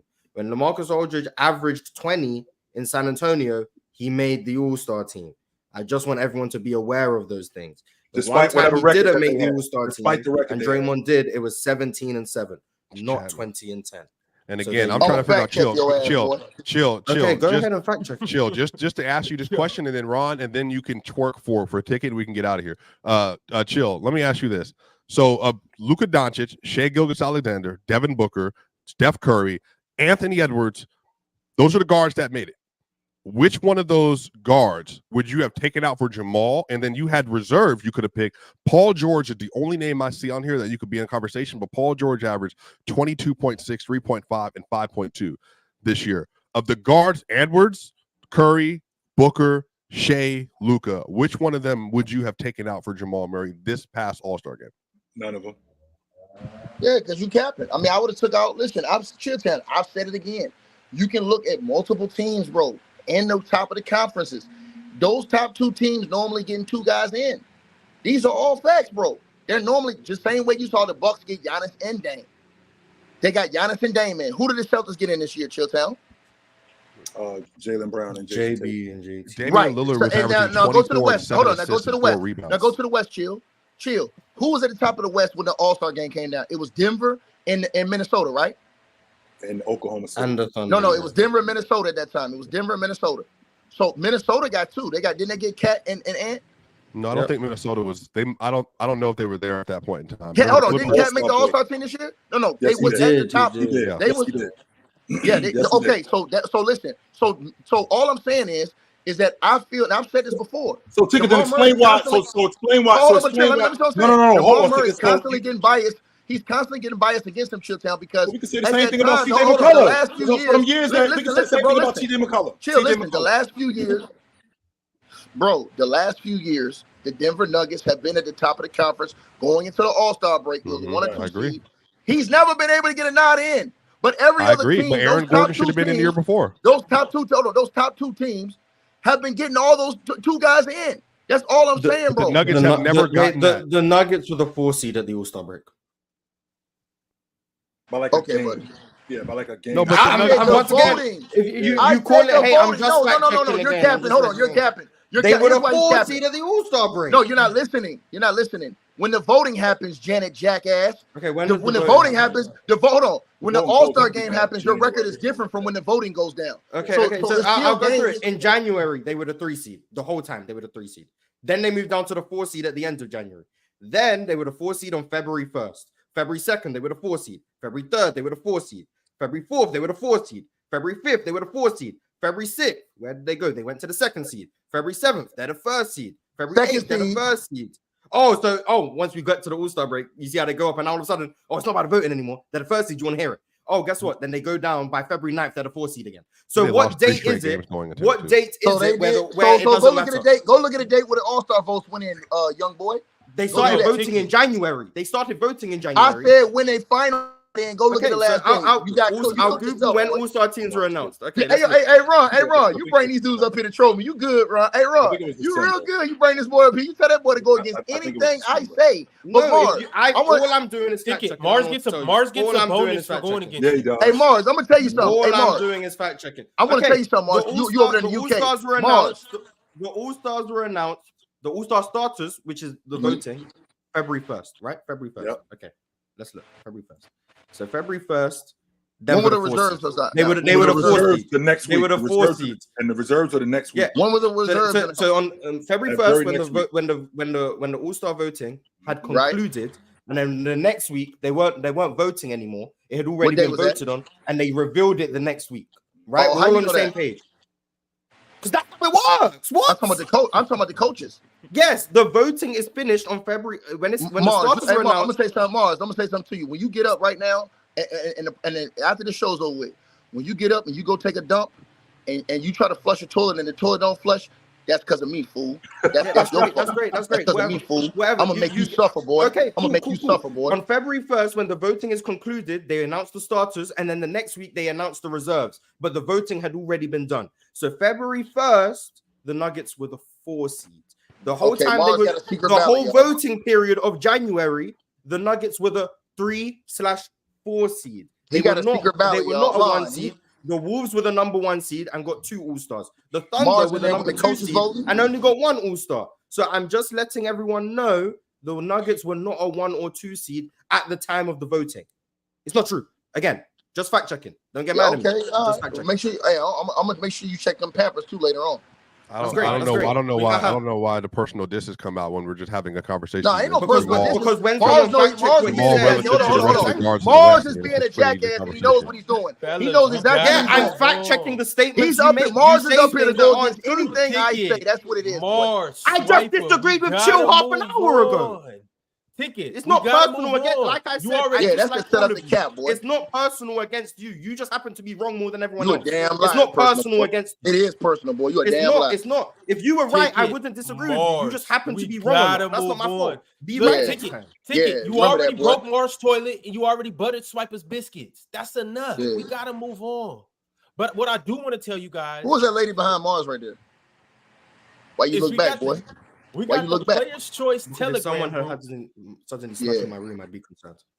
We got the Players' Choice Telegram group. I want to tell you guys all to join this. It's a lot of different channels in here. I'm going to read them to you in case you don't know. It's not just basketball. We got the general chat where we talk about a little bit of everything. We got the gaming chat, which Mars is real active in. Y'all be talking about 2K and stuff like that, right, Mars? Mm-hmm. Okay. The NFL chat. We got the music chat. Sports betting chat, which Jalen and Early live in. Like, I literally think they pay rent in that chat. NCAA football, NCAA March Madness, basketball. And we also got the movies and TV in there, too. So go join, pick a channel, get active. It's a whole community within the community in there. Moving along. Dame the Great said, Caitlin Clark's teammates need to protect her, though. Shaking my head. No, they don't. If they don't like it, they don't have to. Ken D said... L teammate. Go ahead, Ron. Okay, so Mars is 1 too. Mars said he'll let me get my ass whooped. So now what? L teammate, definitely. L teammate, both you guys. That's confirmed. I mean, no one's arguing that.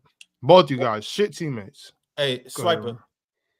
If you was walking down Atlanta, if you was walking in downtown Atlanta, I don't know the areas and whatnot, but let's say you was walking through your neighborhood or whatever. You don't like black cities. Go ahead. And you see me. Swipa, what? Focus, Ron. All right. You walk past the alley and you see me in there just getting pummeled. Are you gonna like which and club? You look and you clearly you see the dreads, you see my dark skin, you see this. You know this hoodie right here. You see this hoodie? You gonna keep it pushing or you gonna come help me? I mean, I'll always protect you. You my little brother, so you know I got you, bro. Okay. Ox? No. Look, Swiper. Don't interfere because it's most likely gonna be me kicking his ass. All right? So don't even get in the way of that, Swiper. He needs it. Hey, y'all. Hey, hold on. Y'all talk about me on here, man. $100 say that I got on draws right now. I got on draws. Stand up, dog. Stand up. No, I ain't gonna stand up. You know why I'm not gonna stand up? That boy got on foot to lose, chill. That boy got on foot. I ain't going out how you going out, chicken. Hey, Swiper, that boy got on foot to lose. He got on the whole set. He got the foot to lose t-shirt and his drawers. Stand up, dog. Stand up. I dare you to stand up, dog. I dare you stand up. Stand up. Hey, Ron. Hey, look. What's up? He wants to confirm your undergarments, Ox. Hey, nah. I just hope he ain't got no crush days. All right, about so your undergarments. I got a super chat. He want to make sure you fresh. He said, Ox. Nah, bro. I'm cool. Super chat from Ken D. He said, question for Ox. In your opinion, is Caitlin Clark specifically being targeted, or have you seen this with other rookies in the past? I think the WNBA is a physical sport. I think it's more physical than people give it credit for. They see women, so they assume it's not going to be physical. People aren't going to get hit. People are going to get pushed over. People aren't going to get aren't going to get hip checked and all types of stuff. I think that's what they assume, and they'll be sadly mistaken. Women's basketball is just as physical, if not more physical, than men's basketball. I've seen a lot of rookies get hit. Is Caitlin Clark being targeted? 100%. Absolutely. She's being targeted. Yes. Which is fairly common, by the way. There's a clip going around from Candace Parker back in the day where she got like mugged to the ground or whatever. But Candace won MVP that year. I think people don't really remember. She won MVP her rookie year. So she was considered the best player in the world, and she was getting targeted too. I mean, that's just kind of what happened. LeBron got targeted. They just couldn't do it after a while. I mean, remember with Darius Miles, and they were saying before he came in the league, like, maybe he can come and help us win. Maybe he can do that. That was his own teammates. Maybe he could be this and that, but he got to earn his stripes like everybody else. First game, 25 points, and let everybody know I'm best player on the team. Yeah, but she'll be all right. She's a tough kid. She'll be okay. No big deal. She's basketball. Context Clues said, I think Angel getting damn near choke slammed to the ground is worse also. Also, Caitlin Clark elbowed Carter in the face before that foul. Nobody talk about that, though. No, the media ain't talking about that. That's the whole point.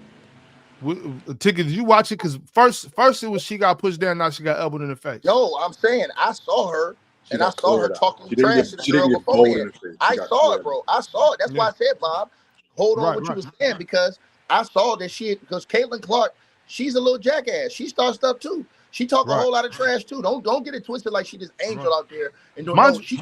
She cutthroat too. She talk shit like Larry Bird. Mind you, Ticket, I streamed all the games this weekend. I was watching all the games live. I seen what you're talking about. Like, I'm not saying Caitlin Clark don't be out there doing her thing too, talking, yapping. She do it too.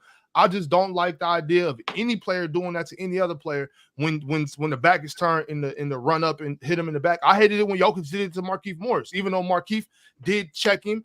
You know what I'm saying? I hated what Jokic did to Markieff. Relax, Swipa. Damn. No, I'm saying the whole thing was dumb.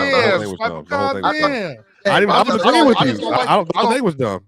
Okay, so my bad. I don't like that sports. And you see it your way, Ticket. I see it my way. I'm not gonna change my mind. It's no need to debate about it. If you hit me, hold on. If we in the midst of battle and you hit me, ain't no limits on how I'm gonna get you back. I may get you on the screen. I mean, Mark, you should have known. Yeah, you should have known. Yeah, and Marcus Morris, they was running around, they was the goons of the league. So I mean, that's cool. What should have happened is dude should have stood on business. But you know what the truth is? The truth is that them two dudes that's bigger than Jokic stand up there in the crowd, ready to come down and cause hell and wreak havoc. And don't nobody really want that type of smoke. Ticket, his brother's bigger than him? Yeah, man. They're not taller. They're wider. They're huge. Bro.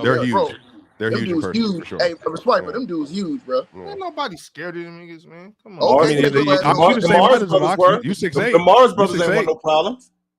The Mars brothers ain't want no trouble with them dudes. Yeah, hey, chill time. I ain't seen nobody run up on them Jokic twins yet. They ain't want no trouble with them dudes. But go ahead, Ron. I'm sorry.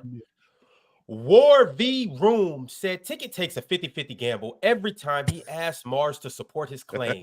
It's like Mars flips a coin on whether he's gonna be serious or not. Yeah, all I do is expose Mars. That's what I be doing. I tell people, watch. I'm gonna tell Mars to do this, and I'm gonna expose him. Everything I do is planned perfectly to expose the hate.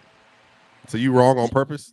But everyone knows. Everyone knows. Everyone knows. I'm just showing that boy gonna go out his way. He's gonna go out his way to find any stat to try to go against what I say. It don't matter what I say. No.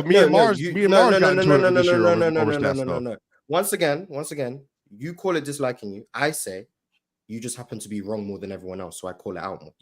I disagree. I disagree with Swiper when he said things about MVPs and whatever was something, but I can't remember what it was. I disagree with that. It's not even worth bringing up. I fact checked it. I crossed Mars once, and then Mars didn't cry about it. We just kept it moving. That's what we do. So yeah, it's not about me disliking you, but everyone knows I dislike you. I dislike everyone up here equally. It's not about me having disdain for you. I've said that many times. Pretend beef is equal, Mars? It's not beef. I can just dislike someone. Pretend disliking people that you. No, it's not pretend. I don't know what to tell you. It's not pretend.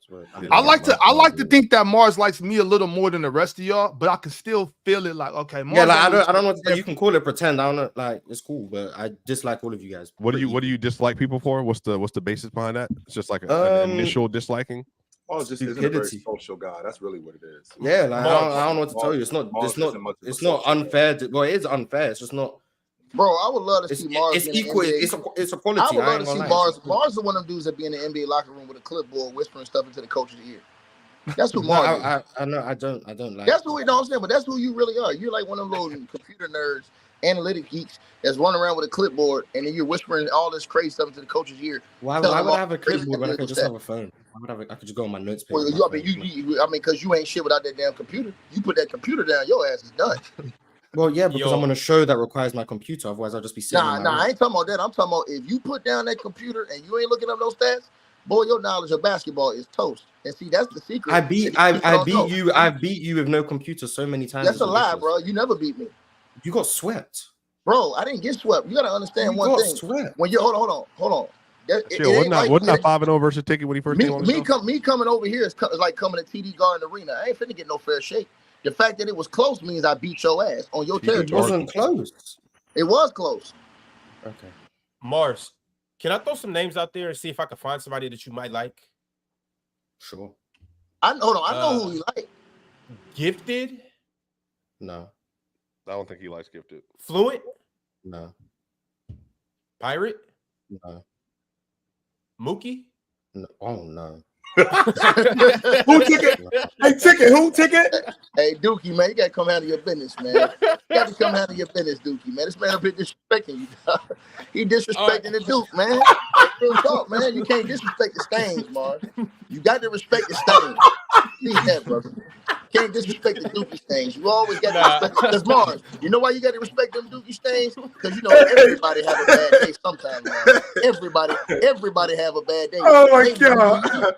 Nah, the Duke is fire. But hold on, Mars. I got a couple more. Mars took out them Dookie draws, had to crack some bleach in the Mars, you like Dale? Doku. Dale? Doku. Okay, so Dale closer to the top of the list. We recommend Dale. We recommend Dale. Okay, we found one. I got a couple more names though. Jalen Carter. Carter. Yeah, he tried to serenade me. He on a no right now. Oh, okay. So if he tried to, did that, he did. He full did. 100%. We had to listen to it. We had to listen. See, to that's a no just for that. And that's why you're a no too, Ron, because you're the one who wanted him to do that. Who? Mars. Ron, I was just trying to get us all to celebrate your birthday. I thought it was gonna be a sing along. I thought we were all gonna sing it the regular way, and then that's why you're a no. That's why you're a no. That's why you're a no. All right, cool. I'll live with that. Couple more though, Mars. Damo, co-host. I feel like the reason I don't dislike Domo is because he's such a better replacement than what I had to deal with before. So he's just it's like relative to the competition. It's like, who did he replace? L. I honestly don't know. I'm new. I got here in February. He replaced the tribal chief. Just So Domo is living on the fact that he's so much better than what the predecessor was. Wait, who did I replace then? You didn't replace anybody. You just came. Yeah, you just showed up and stuck around for whatever reason. Added to brand new. Yeah, man. Sometimes you do that. That's aura. With that Ticket, that aura, that Kyrie aura. Or I don't know the reason. You wouldn't even be in existence if I was over here cussing. If I wasn't over here cussing dudes out. Now, all right, Sean. I like Swipa smart. But I'm the only person that will come back at you now that you get your. Because Ron, I'm not gonna lie, Ticket, because you cool. But the reason that people, I think that you get off, like you go so hard, so unwarranted, is because of Ron. Ron is the master initiator and instigator. Like that's the problem. And I think he does this obviously for the content. But if you were just by yourself, that's cool. But when Ron gets up here and he starts joining your team and everything, so that's when it gets too much. That's when it gets too much. You gotta understand. Ticket. 2 weeks ago when the incident happened that nobody talks about up here, Ron is the one that magnified the incident. Yeah, that's what I'm saying. He the one that caused that though. He the one that caused that was never supposed to be on the screen. But I'm gonna tell you, Ticket. I ain't tell you to drop your drawers. I ain't do that. From the first day I came in here, they set it up. When they saw what I was gonna stand on, which was anti-LeBron James business, and they knew what it was with Chilltown, that was Shaq and them who did that. Shaq and them said, oh, okay, we're gonna put this dude and him in here at the same time. And they put me in here with 5 dudes that love LeBron James. And then that was just curtains. And then every time I come in here, they put me in here with 4 or 5 dudes that do not agree with anything I say. And that shit is what it is. That's all it is. That's what it's gonna be. You never see them putting dudes in here that agree with me most of the time. It's hard to find them. No, it's not. Okay. Shit, all you gotta do is go to my channel. All you gotta do is go to my channel right now. Shit, ain't hard to find. I gotta shout out all of our new members. Two Clutch C became a member today. Shout out to him. Sakol re-upped on his membership. Appreciate you for coming back through, Skull. Caldino became a member too. Matt27 became a member too. Who else we got? PTR JWAP joined the crew. Shout out to PTR. Young Lord also became a member. And then I got some member super chats. Starting with my man 1K David. Been a member for 9 months. He said, Ticket, the only one that cries when he gets called out for saying dumb shit. I ain't never cried. I ain't never shed a tear on here, so I don't know what you're talking about, dog. Also, I got a super chat from Quan. He's been a member for 10 months. He said, don't know if you guys spoke on this, but how y'all feeling about the Mavs tanking the last 2 games last year, now with Lively's immediate impact? Was it justified? I thought it was justified when they did it, not for Lively. My logic was they weren't going to go anywhere in the playoffs. They were. Try and get Wemby. Like, if you get yourself any chance of Wemby, go for it. Like that's what I was thinking. Now they ended up with Derek Lively, great, and it's worked out. So you thought the Mavs should get Wemby? The bigger like when they tank those last 2 games, my thought process was you're not gonna go anywhere in the playoffs with this team. I'm glad that didn't happen. Give yourself a 0.6% chance of Wemby. Why not? Can you imagine Wemby on that crew? A 19-year-old Wemby, a 24-year-old Luka, and then a 31-year-old Kyrie to start the season off. I'm good. Wow. Hey, but look, Mars, one thing you left out is that here's the thing, though, man. We didn't give Mark Cuban enough flowers, enough credit, bro. Mark Cuban took a beating when he didn't pay Jalen Brunson, bro. He took a beating in the media when he didn't pay Jalen Brunson. And now, you know what I'm saying? Based as he should have. Because he could have got Jalen Brunson on a discount. Remember, he didn't even want to pay Jalen Brunson small money. Don't look like that, Swiper. I'm telling you the truth. He didn't even want to pay him. I know, but Jalen Brunson would be incredible right now. But I'm saying they went to the Western Conference Finals. Let's take his point. Jalen Brunson was balling. Mark Cuban got humiliated when they did that, especially the way Jalen Brunson was playing last year. But to let him walk out the front door like that? No, I agree. I'm saying they should have kept him. Yeah, right. So now the fact that you got Kyrie, they tanked the season, get Lively, come back, and you in the NBA Finals, and he's and old boys at home, Jalen Brunson at home, and you might win a chip without that. Bro, that's crazy, man. Yo, I gotta ask you guys though. Let's say that Mark Cuban does run everything back. He re-signs Jalen Brunson, and he keeps Porzingis. No, Porzingis wasn't gonna work with Luka. No, he wasn't working there. He said it himself. He said it himself that he cooked that situation. And just from a mental standpoint, he just wasn't there. He wasn't. But hey, Chilltown, I'm gonna tell you who it does make look bad though. Again, another guy we saw the other day. If they win the chip, it's gonna make the coach of the Indiana Pacers look bad because he literally walked out on Luka and those guys, and now they turn around with J Kidd two or 3 years later and win a chip. After you walk out the door, they don't went to the Western Conference Finals, then turn around and win a chip. This will be the second team that he was out of, Chilltown, that went and won a chip. Remember, it happened in Detroit, and that was happening again, possibly with the Dallas Mavs. That's crazy. Well, I mean, but him and Luka, like that's a personality thing, though. That stuff happens. The same thing happened. No, with but Jerry you still don't. But you still don't. Hold on. But you still don't quit like that when you're the coach. When you're the coach, when you're the coach in that situation, because the difference with the Mavs and most other teams. J Kidd is not firing the coach. So Luka can talk all that trash all he wants. J Kidd has one of the most reputable reputations with hiring coaches in the league. If you're hired by J Kidd, you're gonna be the coach till you don't want to be the coach no more, except for the situation with Don. When Rick Carlisle goes to Indiana and he's coaching them up like he's coaching them up. Now, sure, that Dallas team is a little bit better, but I mean, does that really discount Rick Carlisle? But would they be there if all them dudes wasn't hurt? Well, no. Would they be there? I don't know. I'm not sure. They wouldn't. Hold on. We're not saying. I'm not sure. We don't think they would be there. So, but what I'm saying is, a team turns around this same guy and goes and wins the chip like the Dallas Mavs may do right now. That's crazy, bro. That's crazy, man. And that's just. I'm just telling you, man. We don't give Mark Cuban enough credit for, first of all, how they treated players over there. Secondly, the consistency they've had over there with that organization, just as far as being a playoff team, winning, and then the moves he makes smart moves to put their teams in real contention, man. He makes smart moves, man. And you just got to shout him out, bro. They make the smartest move, man. And if you're a team like the Atlanta Hawks right now, you're kicking yourself in the drawers right now that you let Luka go. If you're the Phoenix Suns, you're ticked that you fired that one coach because you hired the coach to get Luka, then you don't get Luka. What was the coach name? Chilltown of Phoenix. Igor. It was Igor something. Yeah, he tells them, hey man, y'all gotta draft Luka. Instead of them being patient, Chilltown, waiting on a year and drafting Luka, they fire him and don't draft Luka. Make it make sense. Yeah, I do got to shout out Mark Cuban though, because but this has been common knowledge. But they ended up in the NBA Finals though. What you mean? With the Suns? Yeah, they ended up in the NBA Finals. Yeah, they did. They did. But I mean, chill though.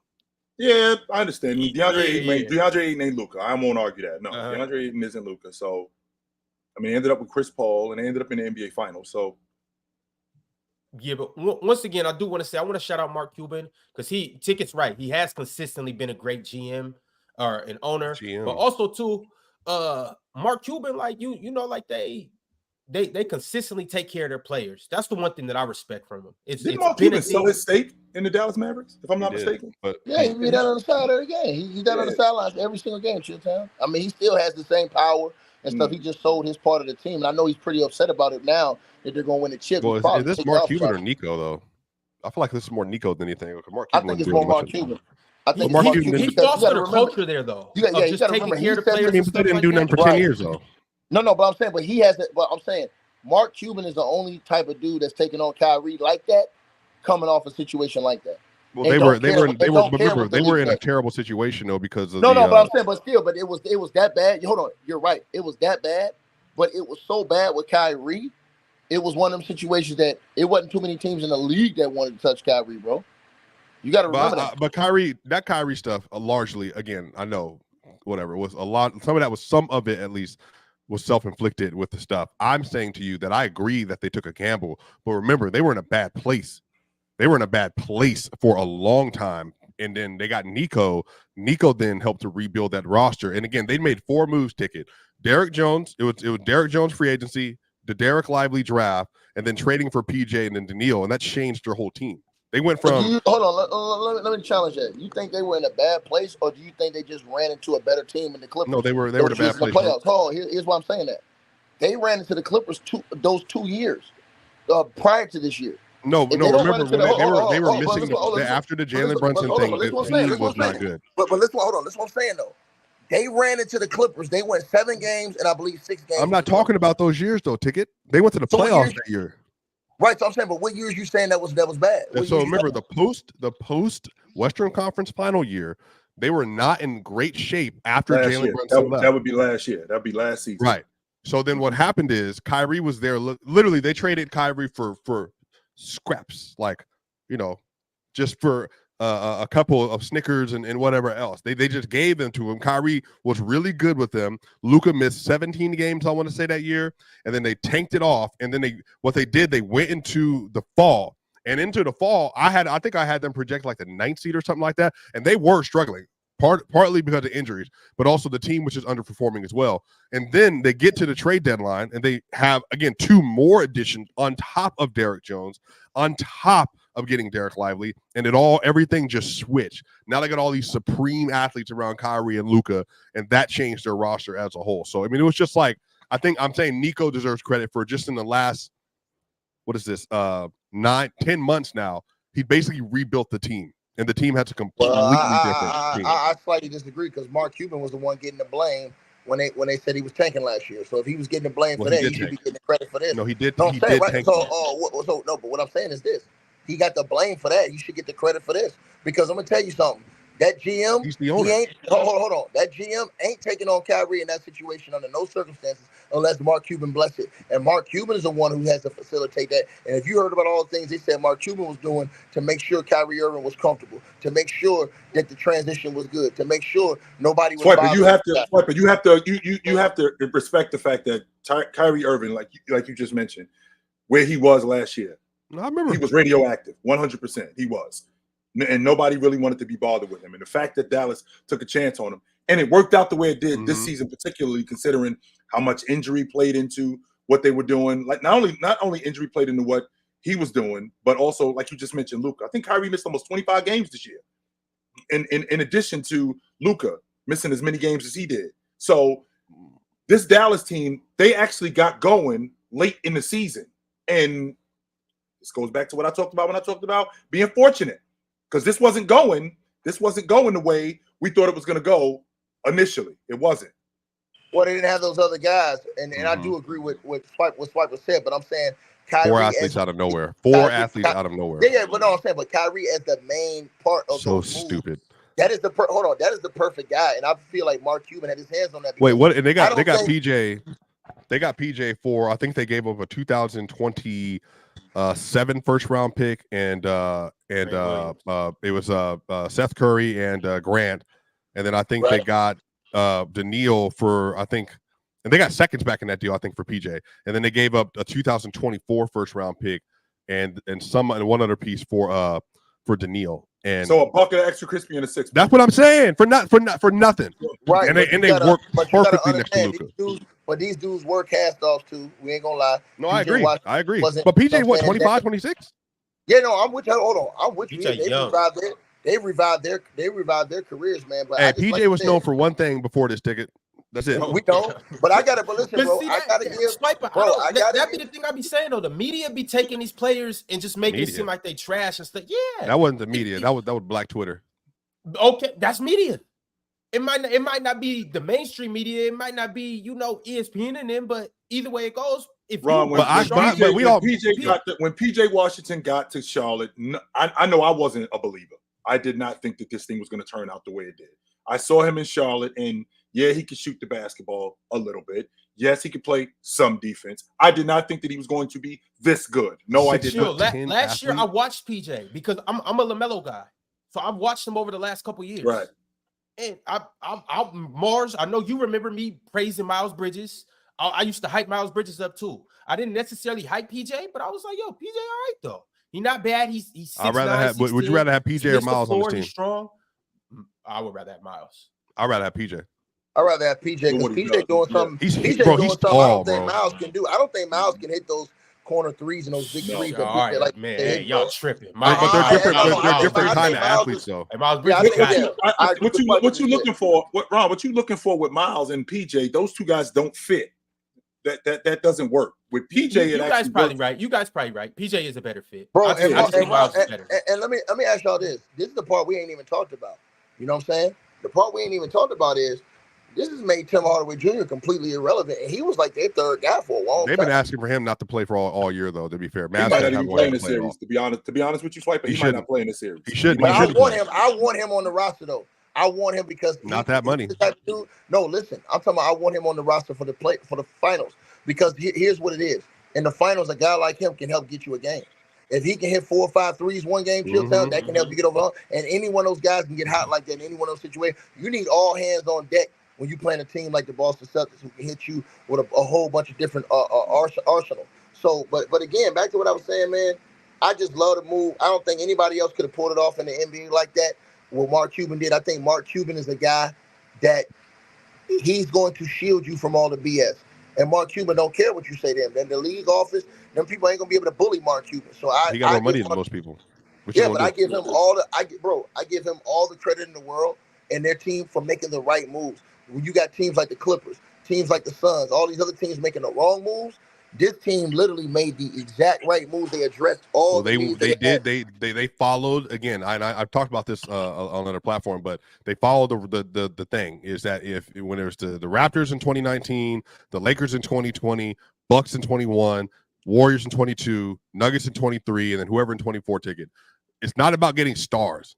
Can you get elite athletes that are between 24 and 27 years old that know what they're supposed to do, they can execute their role at a high level, and they're built around the stars? All of those teams had that. And then they literally went into this season and said, we need more athletes around Luka. We need more people that can take advantage of his passing at the corner and at the rim. And they got 4 of them. Yeah, for nothing. Right now. Or a bucket of extra crispy in a 6. And Swipa's hitting right now. And the Wizards, you looking at a guy like Daniel Gafford, bro. Like, I would have never let Daniel Gafford go, man. I like guys like him, man. I think they need to be around the right type of teams. That's a perfect fit for him. And the way J Kidd is playing him is a perfect fit for that team. I'm telling man. you, but and again, I don't think it's gonna be the same. They're not the same players. When the Hawks blow it up, when they do, people can say Trae Young and DeJounte all they want, bro. I want personally, I want Hunter, I want AJ Griffin, and I want Bogey. Because again, those are players that you can slot next to other players that are already doing their job that can be big wing athletes. Totally agree. And the reason why I agree, Ron, don't screw your face up like that, is because of this. Let's say that they would have gotten a guy like Trae Young instead of Kyrie. Wouldn't have worked. It'd have blown up in their face. You know why? Because Trae Young can't turn it up defensively the way Kyrie can when he wants to. So you're looking at, and Trae Young doesn't have that type of experience at that level, talking about as far as championship level. He's been to the conference finals, but championship level, he doesn't have that. So if you would have put a guy like Trae Young in there beside Luka, I think it would blow up in his face. If you would have put a guy like DeJounte in there instead of Kyrie, I don't think it works. If you would have put a lot of these young guys, you would have put Dame Dollar beside Luka, doesn't work. If you would have put Drew Holiday beside Luka, doesn't get you where they at right now. I think Kyrie Irving was the perfect player for that situation to make it work. Luka's so responsible for everybody else's offense. He needed somebody that he could just get the ball to, and that guy can just go.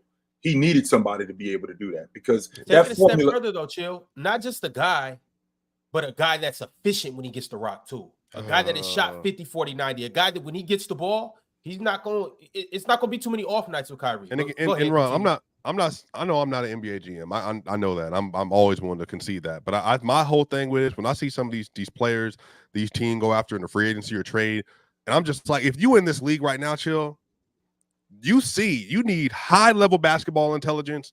You need skills. So you want like shot creation from at least 2 players.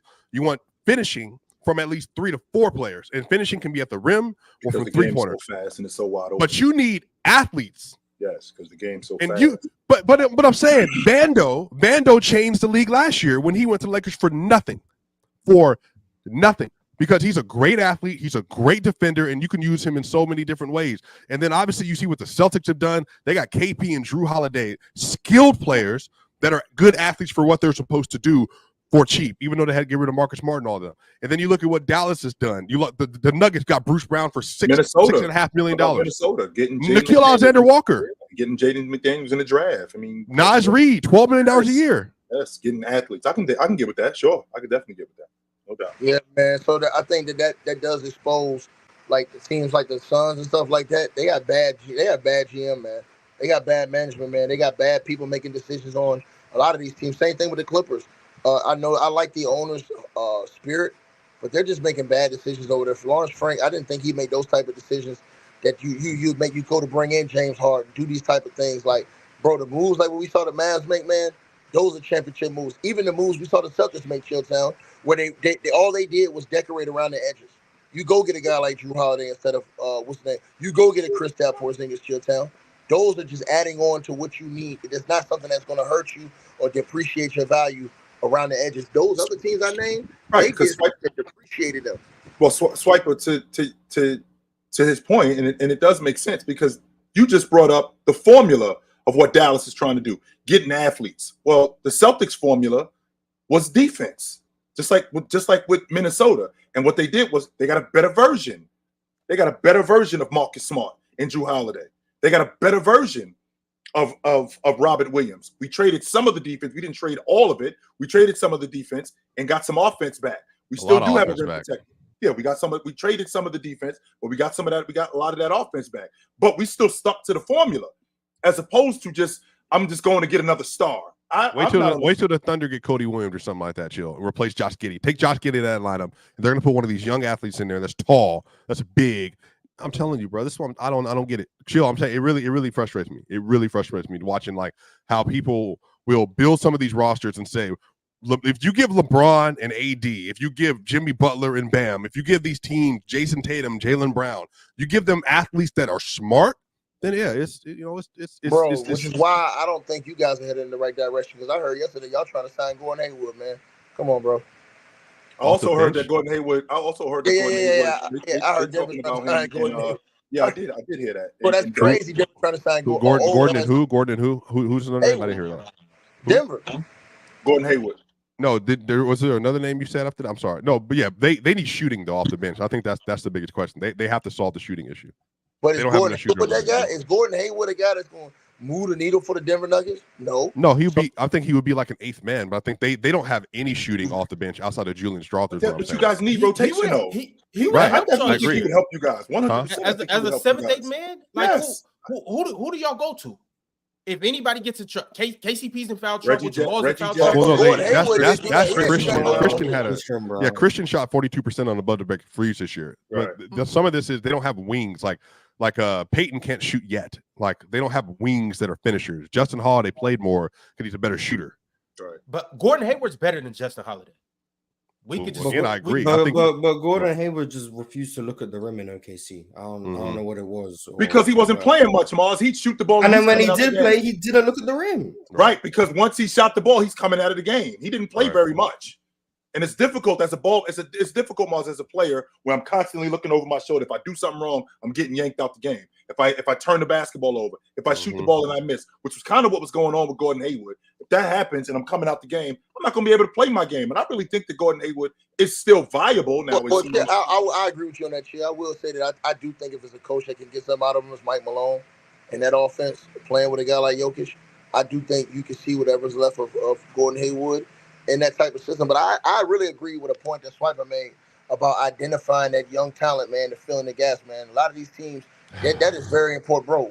I can't say again, the Dallas Mavericks have put themselves, if they win the championship this year, they put themselves in a 2 or 3 year window to kind of run this thing back, man. They need to bring DJJ back, but I agree. They would need to bring him back, I think, personally. But this is what I mean. Chill.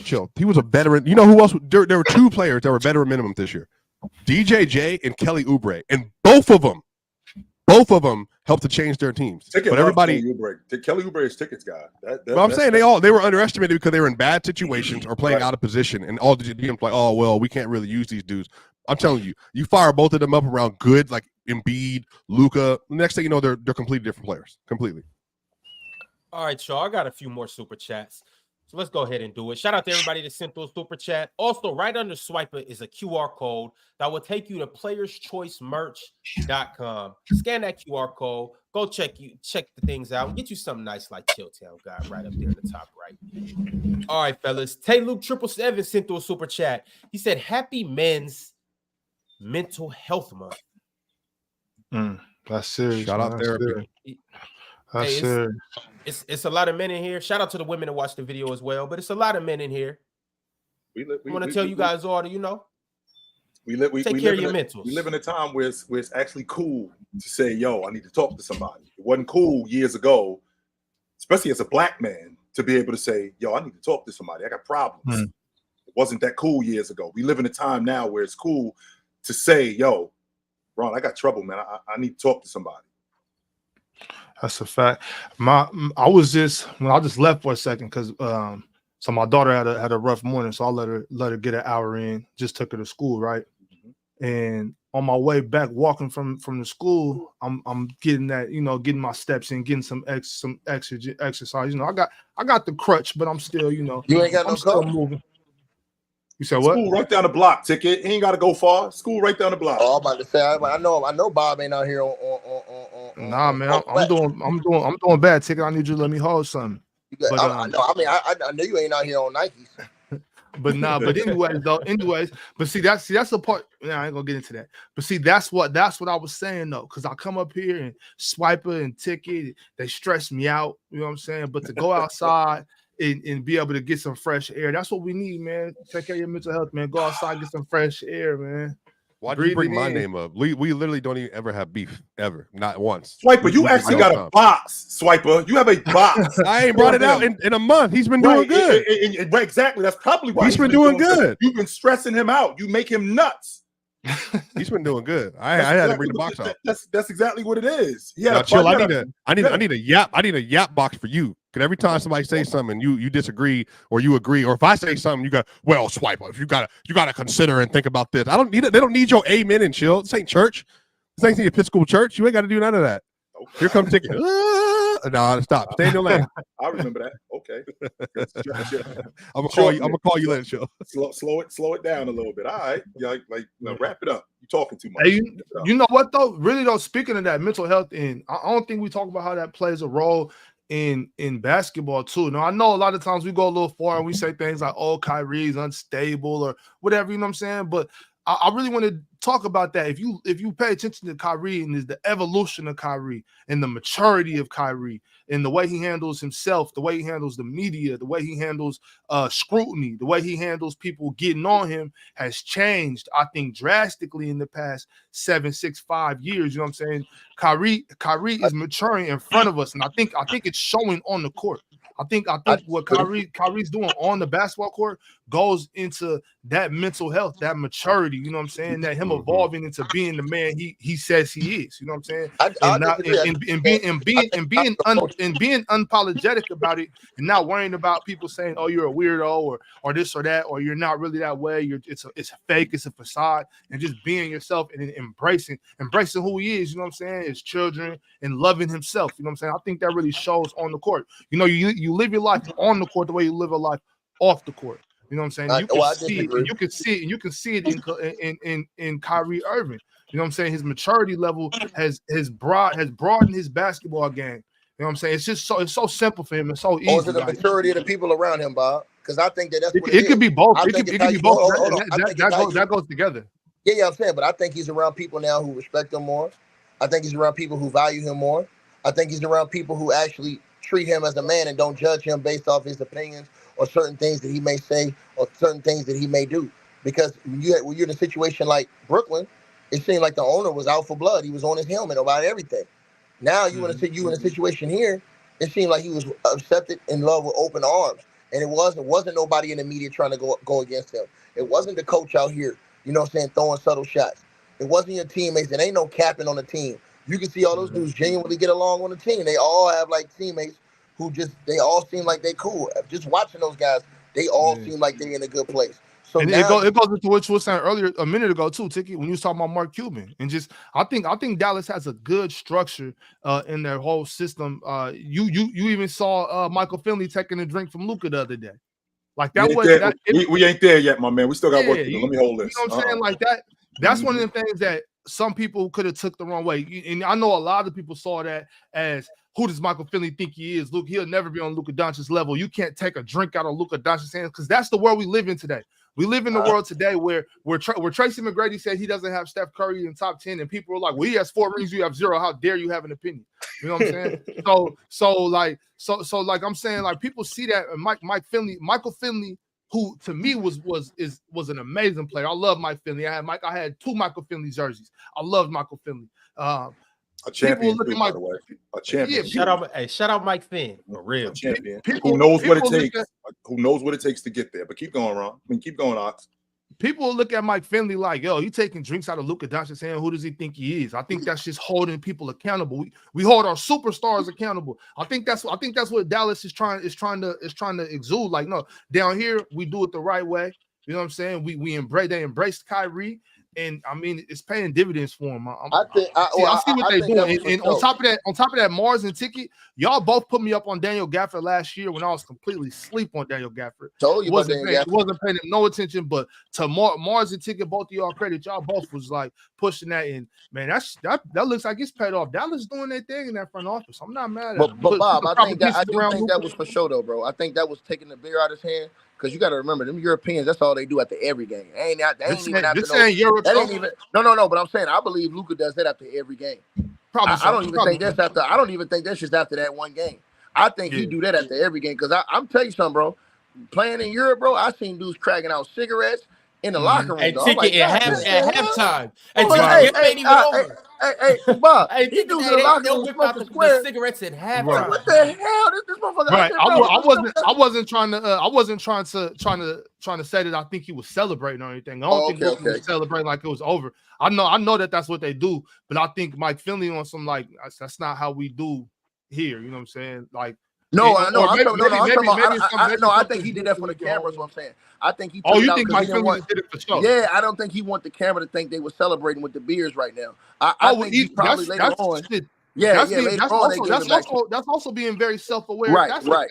If that's the case, either way it goes, and that's just Mike Finley either either holding his superstar accountable, or that's Michael Finley being self-aware and knowing that the media spin this on you, Luka. Let me protect you. Let me get that. Let's get Bro, them dudes overseas get mad at me when I ain't want to drink with them after the game. Like, the hell? Like, we all have team dinner. You know how they have team dinner?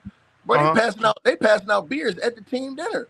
Like, everybody got a drink. I'm like, the hell? I don't want that. Like, but they all literally sitting there drinking after every single game. So Luka, and you remember Luka came from that when he was 15, so he used to that. You know what I'm saying? And so I don't think that I just think that Michael Finley was smart. Like you said, he did that so it wasn't an imagery of, they celebrating, popping champagne like the Lakers did when they won that sorry-ass in-season tournament. LeBron act like that was his 5th ring. All right, so I got a super chat from Slitherman. He said in the 2022 finals, the Warriors were the betting favorites. The only reason people said that the Celtics were the favorites is because of an ESPN graphic that was used in an in-house statistical model. He's talking about the ESPN stats and info graphic they put up for all these stuff. Check it. I ain't gonna lie though. I did have a Guinness when I was in Ireland. I did. You had a what? During the game? I had not during the game, but I did have a Guinness when I was in like after the games. That's kind of part of it. Like everything that's going on. Let me ask y'all a question though. Chill. What did you think about your team? Some teammates getting high before the game. Some dudes said they did it to get focused. Well, I didn't have guys getting high, but I did have guys, smoking cigarettes and stuff like that. That was going on. That was foreign to me. That was foreign to me. I know. We didn't do stuff like that. We did. I know dudes that could not focus and play ball. Yeah. Unless they got something before the game. I'm like, what the hell? Like they literally had to go get it in before the game, and then they come out the game just lights out, balling. Yeah, I know a couple. Ox, you know some of them dudes like that. Bro, don't do that, bro. I ain't smoking for no games, bro. Don't do that. I might have been high, but not on game day, bro. I ain't do that. I ain't even point you out. I just said, I know you were flying, bro. I never before the game. Bro. Hey man, listen, man. Hey Ox, hey, you gotta keep it real, man. You know what I'm saying? I am. I'm being real. I smoked a lot back in the day, but you know what I'm saying. I wasn't smoking before no game. I know a lot of guys say they can't even get to a zone unless they did that. I like dog. They said, man, you just put me in get me calm before the game. That's crazy. I hated that, but I don't understand. I don't understand that. Smoke. I mean, some people just function that way. I guess. I think it's worse smoking cigarettes. That's the thing. I think it's worse. I see guys smoking cigarettes. Smoking cigarettes is the worst thing you can do. Right, and then alcohol is right after that. Both of those are terrible for your body. Horrible. That's why Luka looked like he looked though. That's why Luka and Jokic look like how they look. Luka and Jokic are two alcoholics, bro. Trust me. Jokic especially. That's why Jokic walking around here with titties and a big ass stomach. Because I'm telling you, he drinks after every game. I guarantee you. You saw what he did at the championship? He went home drinking all that beer. He do that after every damn game. Trust me. And it don't hurt him at all because they've been used to it their whole life. He come right on the court, chill town, like ain't nothing happened, and bust your ass. That's how they do. It's BK with the super chat. He said if JT loses with this all-star super team, with also getting drafted to a 50-plus win team and having great team after great team, his rep is done. Mavs are mid. They ain't got no choice. They got to win. And JT got to play well. It's that simple. If JT don't play well and they win, JT is literally going to have to he's going to have to, I mean, not whatever Luka does, he can't be too far behind. And they got to win probably in 6 or 7. If they win in 5, it's going to be too easy, too much help. If they sweep them, too easy, too much help. It's going to have to be 6 or 7 close games, and JT closes the game at least twice in those games. Even if that's true, it's you damned if you do, or you damned if you don't. Because I'm not on your side, chill. You don't have to be. We are not on the same side. You think Tatum something he ain't. Absolutely. That's the difference. And not only do I think that, the question is what's going to happen when he does do that? Nothing. What exactly? That's the point right there. No, he's not going to move into the top 5. See, you want him to move into the top 5. You already got your mind made up about him, Swipa. So me? What do you mean me? You already got your mind made up about him. No, hold on, chill. Put your hands down. Put your hands down, number one. Put your hands down. Put your hands down, number one. So SGA, Embiid, Giannis, Luka, and Jokic. He's not going to be ahead of them. He's not going to be ahead of them. That's on the screen, Ron. He's not going to be ahead of those 5 players, and you know that. He's not going to do it. You already have your mind made up about it. No. Chill. You're not even going to have him ahead of him. You're not even going to do it. You're not even going to believe that. You got 6 guys ahead of them. You got 6 guys right now in the last decade, right? Who? 6 guys in the last decade. That's what I'm saying to you. We got 6 guys in the last decade. Luka, Joker, James, KD, Anthony Davis, Giannis in the last decade to be first team all league 3 straight years or more. If he wins the NBA championship, in addition to doing that, right? In addition to doing that, people like you, Swiper, are still going to have him where you have him off the strength of you don't go off of moving past what happened in the right Anthony now. Davis tier. What's wrong with what that? happened right now? And I'm on record saying that if Anthony Davis, when he was healthy, you can make the argument that he's a top 5 player when he was healthy. Absolutely. But that's I'm not going to make any argument that he's better than. If we're talking about the Boston Celtics winning the NBA championship, but wait a minute, if we're talking about the Dallas Mavericks winning the NBA championship, if they win it, I already know how you feel about this, Mars, because that kind of stuff does not matter nearly as much to you. What's going to be the logic on Luka if they win the NBA championship? I think that I think the talk about him being in the best player in the world conversation gets even louder. However, if the Boston Celtics win the NBA championship, and I still think that Luka's the best. Not Luka. I'm sorry. I still think that Joker's the best player in the world. But if the Boston Celtics win the NBA championship, it's not one of you guys up here who will put Jayson Tatum in the best player on the planet conversation. But you wouldn't either. You wouldn't either. Me neither. But the point is that we do that for other guys. We do that for other guys, but we don't do it for another guy who plays at a high level. But that doesn't make any sense because you wouldn't put Tatum in best in the world conversations. Why is that even a conversation? The reason why it's a conversation. The reason why is because other guys who haven't done what he's done, those guys who haven't done what he's done, are going to be in that conversation. Even though I don't think that Jayson Tatum, if they win the NBA championship, is in the best player in the. But you think Luka's better than Tatum, though? I think that they're closer than people give him credit for. That's what I think. So you're saying we're gonna watch this series? Yes, and a lot of things are gonna get settled in this series. 100% they are. So you think so? If Luka's gonna average 32, 10, and 10 in this series, Tatum's gonna average 28 at I would say 20. I don't think the volume. I don't think he's gonna be there. So 28, 10, or 11 and 5, which would be great, by the way. Which would be great. And out 28, 10, and 5 with really good defense. And he shoots 50% from the field, 38% from 3 on 7 attempts a game, and 86% from the free throw line. You think that's outplaying Luka? I think that's depending on what Luka does, because I think that's what you just said about Luka. What is Luka? 32, 10, and 9. Let's say 32, 10, and 9. That's because just because you score more than a guy doesn't mean you outplayed them. That does not mean that just because you scored more than a guy. And for Jayson Tatum to give me 28, 10, and 6 on. I mean, that's what he's basically doing. If he's giving me 28, 10, and 6 on really good efficiency and they're winning, yes. I feel misrepresented because I've made it clear. I've made it clear multiple times that I think Jayson Tatum is better than Luka Doncic. So but we have these conversations, and what you mean? You know who I am. I know every agenda you push at some way somehow wraps back around to you pushing Jokic. So don't do that. I haven't said anything. When I'm I haven't said anything. I want. First off, to be clear, I want to be very clear about this. If I had my pick, Luka then would win this series. But I'm going based off my mind. I don't think they beat the Celtics personally. That's fine. That's fine. But I'm just saying, I feel like one of y'all was just saying that nobody up here I think that was you, Chill. That nobody up here thinks that. And I want to make sure that it's clear. I do think so. Do you think he would be in best in the world talks if Tatum wins?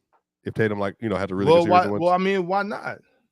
Well, I mean, the thing about it is you got clearly those guys. What's his name? Joel, Jokic, Giannis, you know what I'm saying? That 3 is kind of there. But I mean, if you're a top 5, top 7 player in the NBA, I think you're in the talks for best player in the world. I mean, who's the better day today, it really fluctuates very rapidly. It's very fluid on who's the best player today when it comes to these top 5, 7 players. And I think that Luka Doncic and Jayson Tatum are both in that category. I don't think that you could just put Luka in and exclude Jayson, and you definitely can't exclude Luka. You know what I'm saying? Based on his ability to put that ball in the basket. But I think Jayson Tatum does everything at a high level on the basketball court. And on top of that, I'm saying on both sides of the ball. So why can he not be in this talk? And on top of that, so I can appreciate, Swiper, your idea that Luka is just a better player fundamentally. all the way around, he's just a better player. All right, I can appreciate that. But if you look at what Jayson Tatum has done, you look at what Luka's done over the course of these last 3 years, finishing in the top 5 in league MVP votes, being first team All-Pro, going deep into the playoffs, doing that kind of stuff, and performing at that high level, and to top it off with winning an NBA championship, which I value that kind of stuff, because it's not just I don't look at it like you do when it comes to a year-to-year thing. I look at it from what have you done leading up to this? What have you done leading up to this? Because guys don't just become the best player in the world because you won the NBA championship. That's not. Well, I agree. We have to have stuff that led up to you becoming the best player in the world, and winning is a part of that, but winning isn't the only thing. So when I think about what Jayson Tatum has done over the last 3 or 4 years, in the playoffs, going deep into the playoffs, making first team All-Pro, playing at an MVP level on a consistent basis. With all of that being said, for them now to be in the NBA championship, and for him to play at a high level, and for them to win the NBA championship, and for him to win the finals MVP, I think it's I think that we have. I don't think that he's the. I still wouldn't say he's the best player in the world, because would you even say he's top 3? I already say he's top 5. I already say that. I just feel like the talk with him gets louder. That's all. And ultimately, why? And what I'm saying is, why wouldn't it get louder if he had done this? If Ron, what do you think? Outplays them? Ron, what do you think? No. You're doing narrative. No narrative. Okay, no narrative. I'm gonna say Jaylen Brown can outplay him though. We talk about Jayson Tatum in top 5 combos. We talk about Luka in top 3. And now best player of the world combos. It's two different people, 2 different things. Okay, Luka is in a different class than Jayson Tatum, and I'm sorry, Ox. I know you like defense, and I like basketball. I thought everybody. I thought we all did. I thought we all respected the game of basketball. And I like basketball. I thought that's what we were here for. I like basketball. And all players don't come in the same shape and size. It's not an action figure. Everybody does different things, and everybody. W globalism. So what I'm gonna say is, Luka's offense is just so great. The defense don't got to be there. I hate to admit it, but that is what it is. I mean, to be fair, Ox, Luka literally Ant funneled to a line, and then they play good defense. Ant missed a shot, came back down, made a half-court 3. I mean, that's just the way it works. So is Luka in the same category with guys like Magic, guys like Steph Curry, where offensively he's so good that defensively it kind of evens itself out? Yes, Magic's defense clears Luka's defense. Even though Magic was, it does not matter. Look, I'm gonna go down all. Magic was a defender. Magic could defend. He wasn't. Yes, he was. Mars, don't make your face like that. You said Magic was a defender. That's just not true. Yes, he was. He could defend. Magic could defend, and Magic was a defender. Are 2 different statements. He wasn't an all-league defender. He wasn't Drew Holiday. He wasn't Sidney Moncrief. But Magic would play defense. There were effort. But there's like I said, it's semantics. But there's a difference between someone being a defender and someone can defend. I seen Luka get a couple steals this series. I seen Luka make some defensive plays too. Sure. So I'm saying, like, they might not be pluses on defense, but their offense is so great that it tips the scale for their teams no matter what. Magic Johnson, he was that player. Steph Curry, he wasn't the most superb defender, but what he did on the offensive end, it outweighed everything else. But he did. But the difference with Curry is that the effort was there, though, Ron.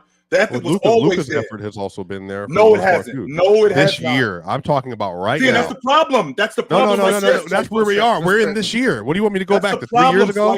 Yes, because Tatum was a better player 2 years. Tatum was a better player 2 years ago. Tatum was a better player 2 years ago. The reason why we have to do this last year, Tatum was better than he is this year. The best player in the world. And last year, Tatum was better than he is this year. Should I apply that logic to Tatum? Should you apply what logic? I'm sorry. Tatum was a better basketball player last year, a better scorer. No, yes, he wasn't. Across the board, he was. Don't put your hand up just because you don't like it.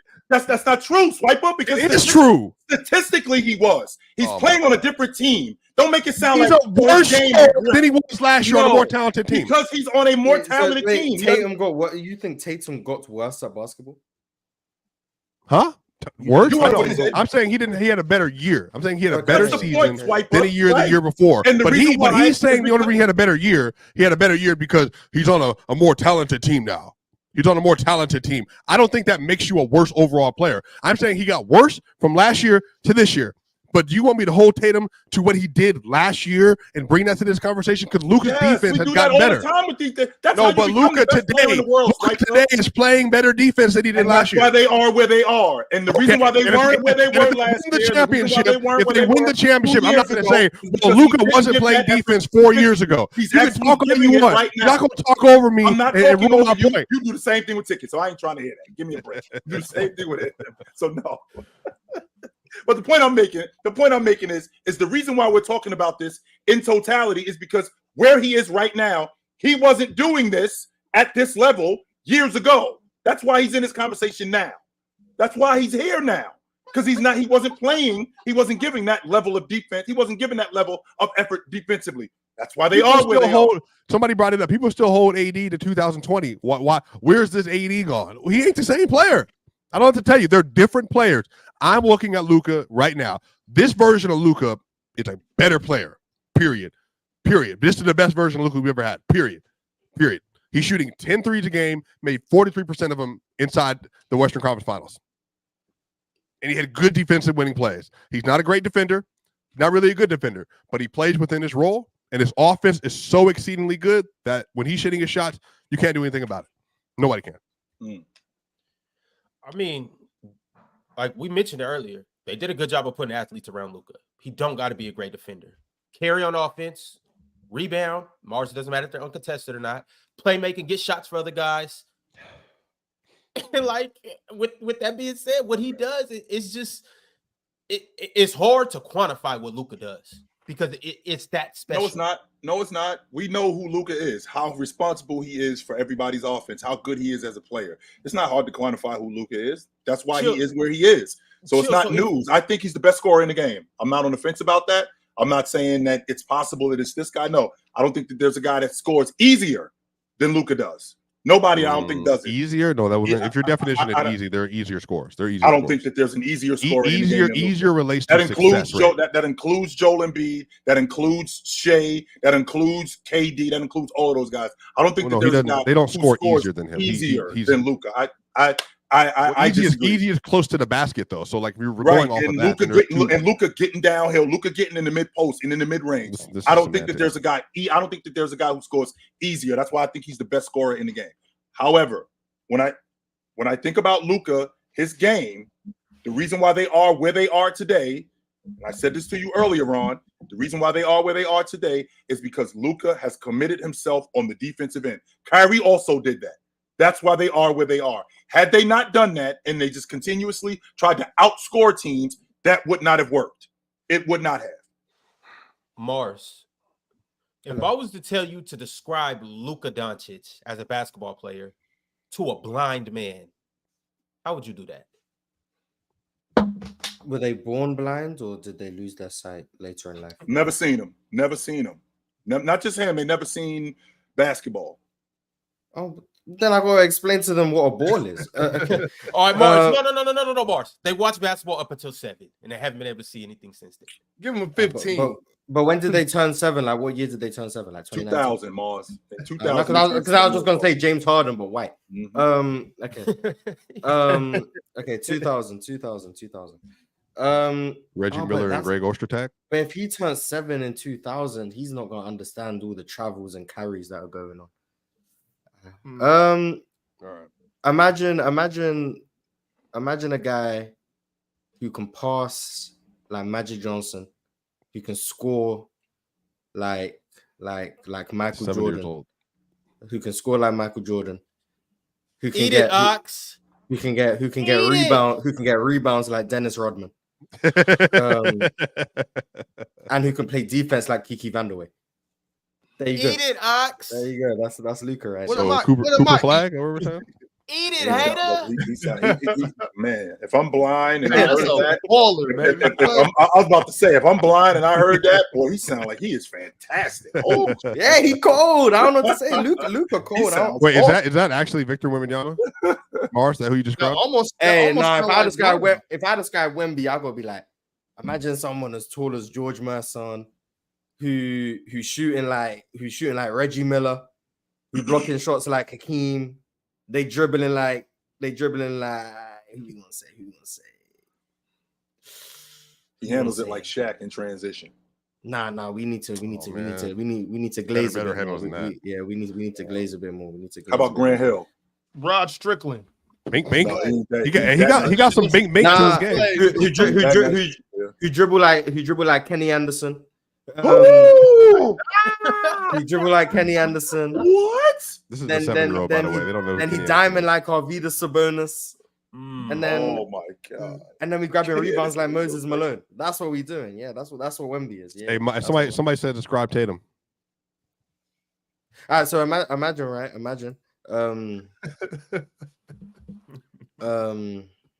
Let's go with Tatum. Imagine Tobias Harris. Nah. We got. Let's go. That's how y'all talk about him, right? So we got. Tobias Tatum ain't too far off. Yo, chill. Nah.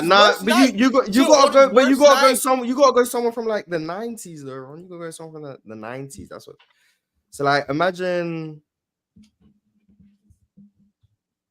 So like, where do we go with Tatum? I mean, I feel like imagine like Glenn Rice but trash. Yeah, Glenn Rice but trash. Yeah. That's JT. Like, it's supposed to be mental health day or something like mental health day.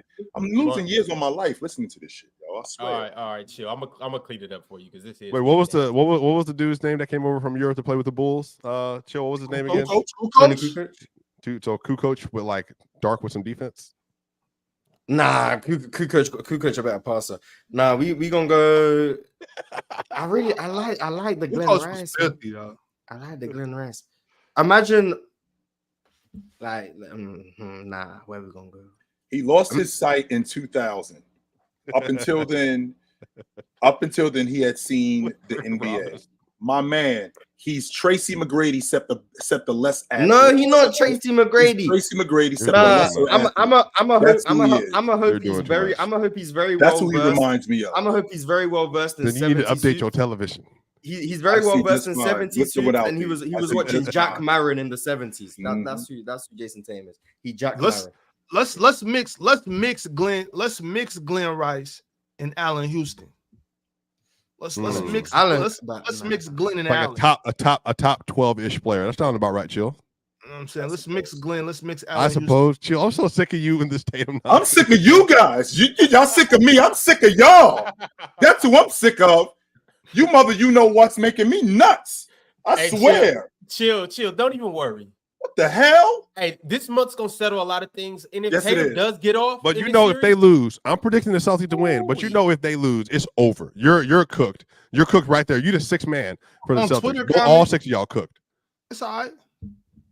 If anyone wonders, Boston fans, I was trolling. Don't get mad at me. I think Tatum's really good at basketball. Yeah, they're gonna start calling me a hater. I'm trolling. Like, just take a joke. Don't worry. Tatum really good. Y'all really talk about Jayson Tatum like he's Tobias Harris, and it really pisses me off. Your man, Tobias Harris don't rebound like that. Him. And this is coming from a guy that I feel like I hold Jayson Tatum accountable for the most part. I was real tough on Jayson Tatum these past 2 seasons. And I still feel like y'all doing them wrong. Who's y'all? Who's on the list of y'all? Everybody. No, can I have him top 10? I'm not being specific. I'm being everybody. No, can I have him like an 8th or 7th best player in the league? You can someone regardless of where you rank them. Stop acting like you ain't come up here to talk on all that. What'd I say? I said Durant's better and LeBron's better. That's hating. In the fourth quarter efficiency of the 35% from the field is bad in the clutch. I don't care who it is. When they're up by 12 in the 5 minutes left in the fourth quarter, he only shoots 55% true shooting. 55%? That would still be pretty good. Swipa don't sound or look like that. No, I don't. He be on that audit, but that was like the whole first month. Here he go clocking me. Here he go clocking me. I thought we was friends this whole time. I'm talking about this fool swiping for a whole week. I'm talking about for a whole week was talking about fourth quarter inefficiencies when they're up 12, this and that. Like swiping, he's not even in the game right now. He shot 35%. I don't know what to tell you, bro. You want me to lie? It's plus minus in the fourth quarter of games. They're winning by 12 points. I didn't never brought up plus minus. I don't use plus minus like that. Plus minus in true shooting, we're not up to par with these when guys. It was CJ McCollum season long. season long plus minus. No, Mars. I heard you anyway. Ox. This is my issue with you. If you're gonna do an impersonation of me, do it correct. Make your voice sound deeper, more manly, and more secure. Do it again. Do it again. Man, you heard what I said, bro. We ain't going through this again. I'm not. I'm just not with you, bro. After how you came on here disrespecting Jayson Tatum, and then today disrespecting, because he said that LeBron and them weren't having a better season. So if I disagree, I'm gonna tell him. Want me to lie? Nah, don't lie. Stand on your nuts. I'm not gonna be like chill. No matter what I see, Jayson Tatum is top 5. No matter what I see. That's chill every day. I don't just go off what I saw on Tuesday. I care about what I saw last Tuesday. All right, Tuesday. I care what I saw about. I care about what I saw 2 Tuesdays before that. I care about what I saw. People to this day think Dominique Wilkins could have been better than Michael Jordan at a peak for peak if he had a better team around him. So look, you might be one of them. I get it. I understand. I do not think that. There are people that believe it. Trust me, there are people that believe it. If he had the same opportunity, if he had a better team and a better coach, he'd beat MJ there. That's not the worst take I've ever heard, though. No, it's not the worst, but that's not true. No, he's not as skilled as Jay was, and Nico's a ridiculous athlete. I mean, no one would care if Dominique was the one with 5 rings and Jordan had none. No one would care about who was more skilled. Like, let's be honest, they don't. No one would care. Give Dominique the Bulls. Does he win 6? Probably not. But give Jordan the Hawks, he's not winning any. So they would still view Dominique as better just because he'd have more rings. I know a certain player in the top 10 that has 5 rings. Everybody say he's better than somebody with 1 or 2. But so I get y'all. Chat, I'm running a poll right now, and I need you guys to help me get down to the bottom of this. I said, who is Jayson Tatum closer to? Current Tobias Harris or prime Kevin Durant? Y'all go vote. Let me know what, and then drop your explanation on why. Now let me ask you this: What's the answer, Joe? What's the answer? Yeah, it's nasty. What's the answer? Closer to KD than Tobias Harris, because what you're insinuating is that him and Tobias Harris are close in terms of play. So 992 miles is closer than 996. Still both far distances. 4 miles. He could be further from KD, but he's still far away from Tobias Harris at the same time. You just from KD. But he's still closer to KD though than he is to Tobias Harris. Nah. Yes. Nah. Yes. Wait. What if the question was prime Tobias Harris? Let's say prime Tobias Harris. It wouldn't matter. Prime Tobias Harris. No, it would not matter, Mars. So Jayson Tatum is closer to the peak of Kevin Durant than he is than the peak of Tobias Harris is to current Jayson Tatum. You actually should flip that around. Okay. What's that mean? That means that Tobias Harris isn't closer in his peak to Jayson Tatum. Not close to Jayson Tatum. Wait, Jayson Tatum, if he wins Finals MVP this year, will he be closer? He's not even in the NBA. Will he be closer to LeBron and like the GOATs, like in the best players of their era, the LeBrons, the Kobe's, the Shaq, Giannis, Jokic, Steph, the new era? Would he be closer to them or to Chauncey Billups? I think he would be closer to the first one. No, than Chauncey Billups. I love Chauncey, but Chauncey's not, Would Jayson Tatum with this ring be closer to Paul Pierce or to Kobe? Wait, are you saying that to answer your question, with this ring, he's still not close to Kobe Bryant. No, he'd be closer to Paul Pierce. What about Paul Pierce? Yeah. He wouldn't be close to Kobe Bryant. No, he would not. Okay. Wait, are y'all saying that he's better than Paul Pierce? I think that's a conversation. I do think that would be a conversation. Yeah, don't shoot the question. I think that would be a conversation. Don't shoot the question. Yes. I'm just doing great journalism. I think that would be a conversation, 100%. But the idea of him with winning this ring, would he be closer to Kobe Bryant? No, I don't think so at all. No, absolutely not. Is he better than Paul George? Yes. The best version, not this current, the best version of Paul George. MVP, yes. third in MVP race, Paul George. Yes. And the reason why, the reason why is off the strength that what he was able to do, because you guys know how I feel about the postseason. I care about the regular season, but you guys know how I feel about the postseason. And the postseason matters. 100% the postseason matters. What's the best series? If he were to, if they were to win the NBA championship, first of all, if they win the NBA championship, they're not winning the NBA championship with him playing mediocre. Let's get what to the if bottom. they do? But What if they do? What if he averages 24, 8, and 5? That's not mediocre. Joe? That's not. You know what mediocre is? No. Or a number one option? That's not mediocre. No. Or a number one option? No. That's all not. Right. No. And then the other guy, of course, averaging 30, 10, and 10. But that's not mediocre. I got you. That's not. What if mediocre. they just win with a well-rounded team effort? Yeah, there you go, Chill. If you got 4 guys averaging like 22 or 23 a game.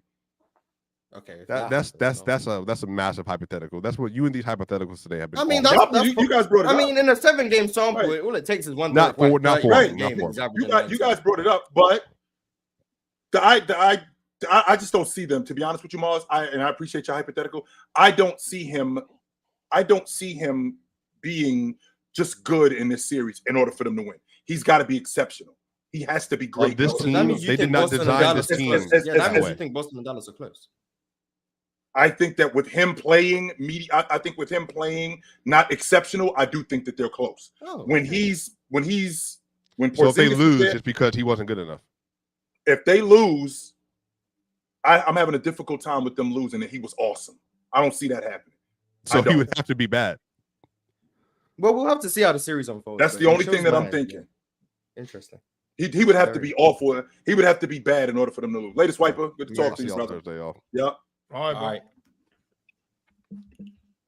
That light skinned boy growing on me. I told you I like Swipa. Remember we were talking about this the other day. Yeah, you'll win. I just wanted to call him light skinned, to be honest. But all right, y'all, we got some super chats. So, and by the way, Chill, Tobias won the poll 54-46. That's so disingenuous. Shout out to Tobias. Somebody's hating. Respect Tobias. No. Oh. Respect the chat? Hell no.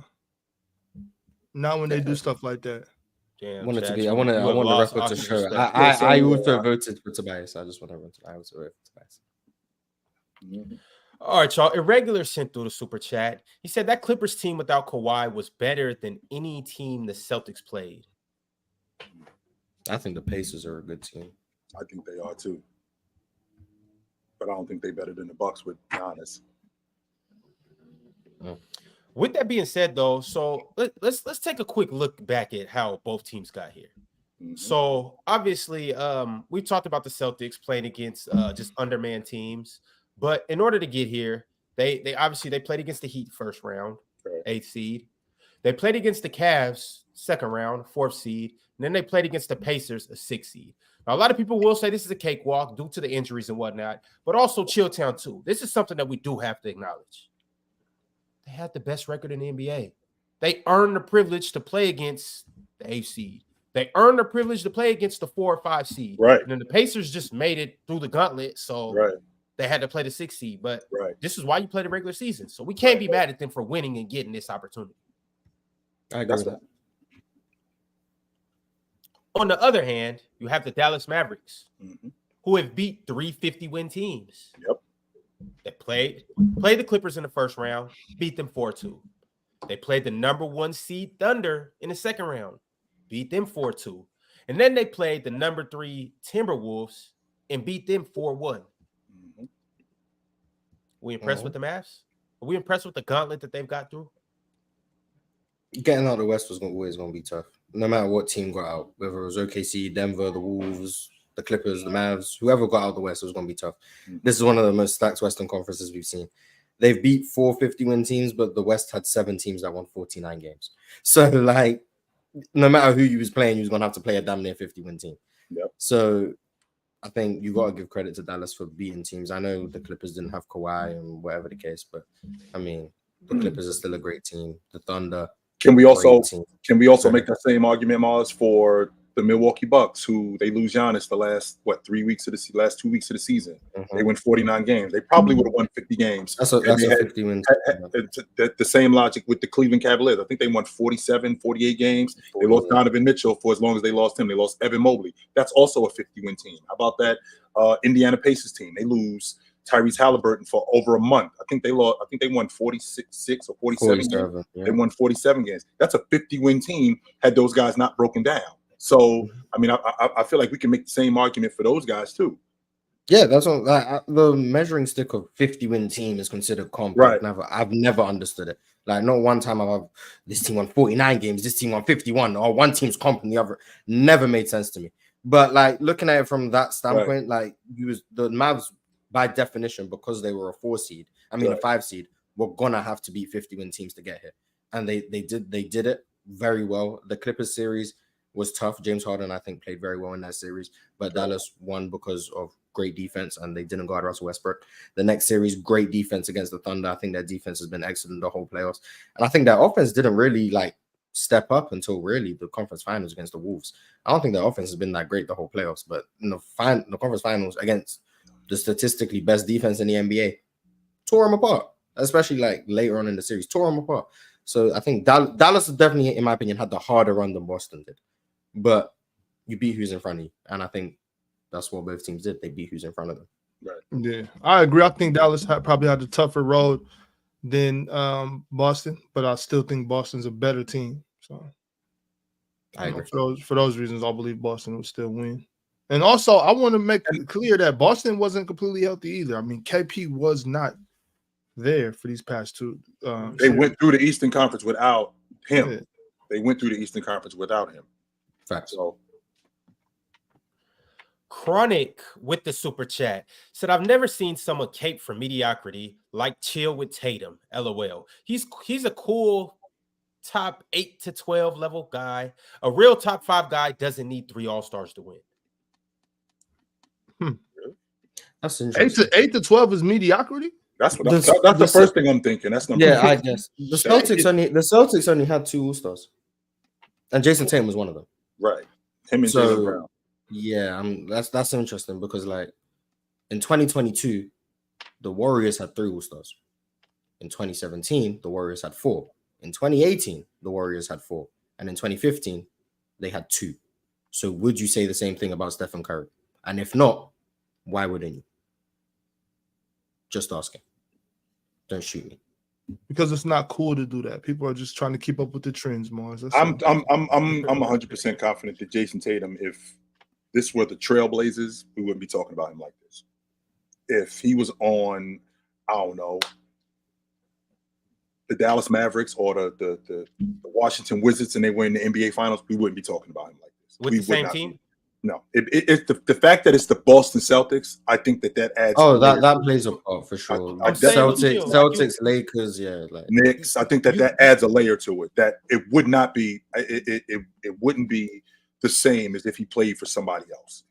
But you take the same team and just transport it over to Portland, Oregon. Yep. That's what you're saying? It could be the same team. Take the Boston Celtic tag off, and he plays for the Trailblazers with this unit. We're having a different conversation about Jayson Tatum. I definitely think that adds a layer to it. Super chat from an L of a guy named Alan L. He said, "I called this finals, by the way. Dub Allen, dub period. L Ox, L Dub, and Mars only likes Jalen Green." And Amen Thompson. Don't forget about Amen Thompson. No love for this Tari. was Jabari? Oh yeah, I'm working with Tari. Yeah, I'm working with Tari. I seen Austin Rivers say Tari Eason isn't part of the Rockets' young core. Crazy. Alperen Sengun, we all know he gave 1B45. Cam Whitmore, he gonna be one of the best scorers in the league for sure. Bari, I'm turning around on Bari, so shout out to him. He's I told you Rashard Lewis with defense. He changed my mind. So yeah, I like the whole team for real. Other than no, I like the whole team. I ain't gonna lie. I like the whole team. Yeah, I like the whole team. It was a fire weekend. I'm not gonna lie. It was quiet. A lot of WNBA, and most of all, I forgot Alan L existed. And then that super chat right there just reminded me. Yep. I can't wait to catch up with Alan L, man. I'm telling you, he's gonna be shitting sneaker for a month. Boss? Yes. I just want to make sure that I want to make sure that hasn't changed. Never will. Okay. Dub, shout out to Rashard Lewis too. I just want to let you guys know that I watched 82 games of prime Rashard Lewis and Ray Allen Shout out Brent Berry too. A lot of y'all might not remember Brent Berry in his prime. The cannon he had. Hey, I watched them three get him up, and this is before the 3-point era. I'm talking about this is in 2006. Hey, teams wasn't shooting threes like this. I'm talking about they was Vladimir Radmanovic. Hey, we was getting him up. Oh, that's when the Sonics were just missing the playoffs, right? Good times. Still shout out to Vladimir Radmanovic though. We was getting in there. This is right before we started missing the playoffs. Oh, okay. We just wasn't really, Shout out to Sonics though. Irregular said only person here that can talk Kyrie is Dub Mars. Oh, thank you. Why is that? Because I know ball, man. What the hell? I know ball. Yeah, I'm a ball. I'm knowledgeable. I suppose. Yeah. Adam West said, keep moving the goalpost ticket. Inspirational. It's a skill. It's an art form. So what you're trying to say is he bends the goalpost the way like Kyrie bends the defense? Kyrie doesn't bend the defense. Kyrie doesn't bend the defense. He's able to maneuver through. All right, the way he's able to maneuver through the defense. Kyrie doesn't bend it. He breaks the defense. Those two things are not the same thing. Nah, ticket. I can't give an analogy for how he moves the goalpost. He evades questions like Kyrie evades defenders. That's 1000%. Moving the goalpost, that's 1 of 1. That's like Steph Curry shooting. You just ain't seen nothing like that. The goalpost moving is spectacular. So he's better at moving the goalpost than evading questions. Yeah, he better at moving the goalposts than Steph Curry is at shooting. That's like his number 1 quality. Yeah, it's a skill that no one can replicate. It's fantastic. Shout out to Ticket, man. He's a generational goalpost mover. For sure. Void Century said, hey, Mars, did you catch the UCL finals? Hashtag, I don't know how to say that. In the Madrid, Holla Madrid. That's not what they meant, chill. Yeah, I watched it. I don't have an opinion, but I watched it, yeah. Shout out to Madrid for winning again. Oh, you guys don't know? I'm gonna give you guys a little insight for football, the way you guys try and break it down for me. Kylian Mbappe, for anyone who doesn't know, has announced that he's joining Real Madrid after they have just won the Champions League. That is the equivalent of Kevin Durant joining the Warriors. But imagine the Warriors actually won in 2016. Oh my God. That's what Kylian Mbappe has done. Kylian Mbappe, for anyone who doesn't know, one of the top 3 players in the world, like consensus, has joined the team that just won the Champions League without him. Meanwhile, he couldn't win the Champions League. Right. Did he lose to them though? Did PSG lose to Real Madrid this year? I don't think so. I don't think he's lost to. The team he's played for, PSG, has failed in the Champions League countless times, and now he has joined the team that has won the Champions League more times than any team in history. Does it hold? And has won 2 of the last 3. Does it hold as much weight though, Mars, as if PSG would have lost to Real Madrid in the finals or in the to get to the cup? Does it hold as much weight? Because that's what KD did. Nah, it's worse. I ain't gonna lie. It's actually worse. Okay. The reason it's worse. Mbappe lost to the team that lost to Real Madrid in the finals, and the team that he lost to should have never beat his team in the first place. Yeah. Like the Mbappe's team should have never lost to Borussia Dortmund, and that's the team that went to the finals and lost to Real Madrid. And then he goes and joins the team that beat him. It's all over the place. It's all over the place. So is he getting cooked right now? I don't know. I'm not really on football social media. I've seen people like doing like the picture of KD holding the Warriors jersey, and it's just I've seen that, but like I don't know if he's really getting cooked. But like that's really. Should he be getting cooked? Are you cooking him? No, I want to know. Are you cooking him? Oh no, I don't care. Personally, I don't care. I don't. Okay. We weren't gonna at Arsenal. We weren't gonna get him. So it is what it is. We weren't gonna win anyway. But it is what it is. But this definitely is similar to what KD did, in my humble estimation. I'm taking Mars' word for it. Everything he just explained to me. The verdict is in. The jury is back. He a hoe. I just want to make sure that I'm understanding Mars correctly. So basically, Mbappe lost in the semifinals to San Antonio. They had no business losing to San Antonio, and then San Antonio ends up losing in the NBA championship, and then he jumps on the team that beat San Antonio. Oh my God. Yeah, and that's exactly what happened. That's pretty much exactly what happened. Yeah, yeah, man. Liverpool's still gonna take it next year, so it don't really even matter. That's all y'all need to know. Okay, buddy. Yeah, I suppose. You gotta have high hopes, Mars. Are the Rockets gonna win next year? Are they gonna make the playoffs? Oh, for sure. Are they gonna win their first round series? We'll see who we play. That's a lot of hope. A lot of hope. Lieben Ahmed said Embiid, Joker, Giannis, and Luka is the only convo. You guys don't care. I agree. You guys don't care. Mars and I go back and forth with this all the time. One, the postseason matter, and health matters. Being able to hold up matters. That's not my issue that you broke down. And the fact that you broke down in the postseason, that's not my issue. That is not. And that stuff, as good as Joel Embiid is at basketball, we've also seen him falter in the postseason. As opposed to, and we've also seen Jayson Tatum falter in the postseason. We've also seen Giannis falter in the postseason. We've seen all of these guys falter in the postseason. And the fact that Jayson Tatum is now where he is, the fact that he's now where he is, you can't just keep getting there. I'm on record saying that, Ron. You can't just keep getting there. You have to win it. But to say that these four guys, strictly off the fact that as basketball players, that's not good enough because better basketball players get outplayed. Me and Mars go over this so countless times. If you consistently get outplayed, I don't think you're a better basketball player. So I guess that's where the disconnect hit. Like I always say in a series, like 4 to 7 games, I think anything can really happen. There's so much variance. I'll keep saying the smaller the sample is, the more variance that there's likely to be. Like Steph Curry can shoot 28% from 3 in a series just because it's a 7-game sample. That doesn't mean Steph Curry can't shoot. Same thing, like if Jayson Tatum shoots 60% from 3 in the finals, it doesn't mean he's the best shooter ever. It's just small sample size. It just got cooked. So anything can happen. But if year after year, you consistently are just getting outplayed, you're probably just not a better basketball player at that point. And not regular season and postseason. I'm not just saying just postseason. If year after year you're consistently playing worse than someone, you're probably just not better than them. Probably. I fail to see a time where someone consistently healthy gets outplayed and they're still better than someone. And I don't mean in a head-to-head matchup. I mean just they're playing worse than that person over the course of the season, over the course of the playoffs. I don't think there's been a player who's healthy every year consistently playing worse than someone, and everyone's just like, yeah, they're better. I don't think that's happened before. Maybe I'm wrong. Yeah, no, it has. So, yeah, I don't think you're a better player if you're always playing worse. Super chat from Marchant 2K.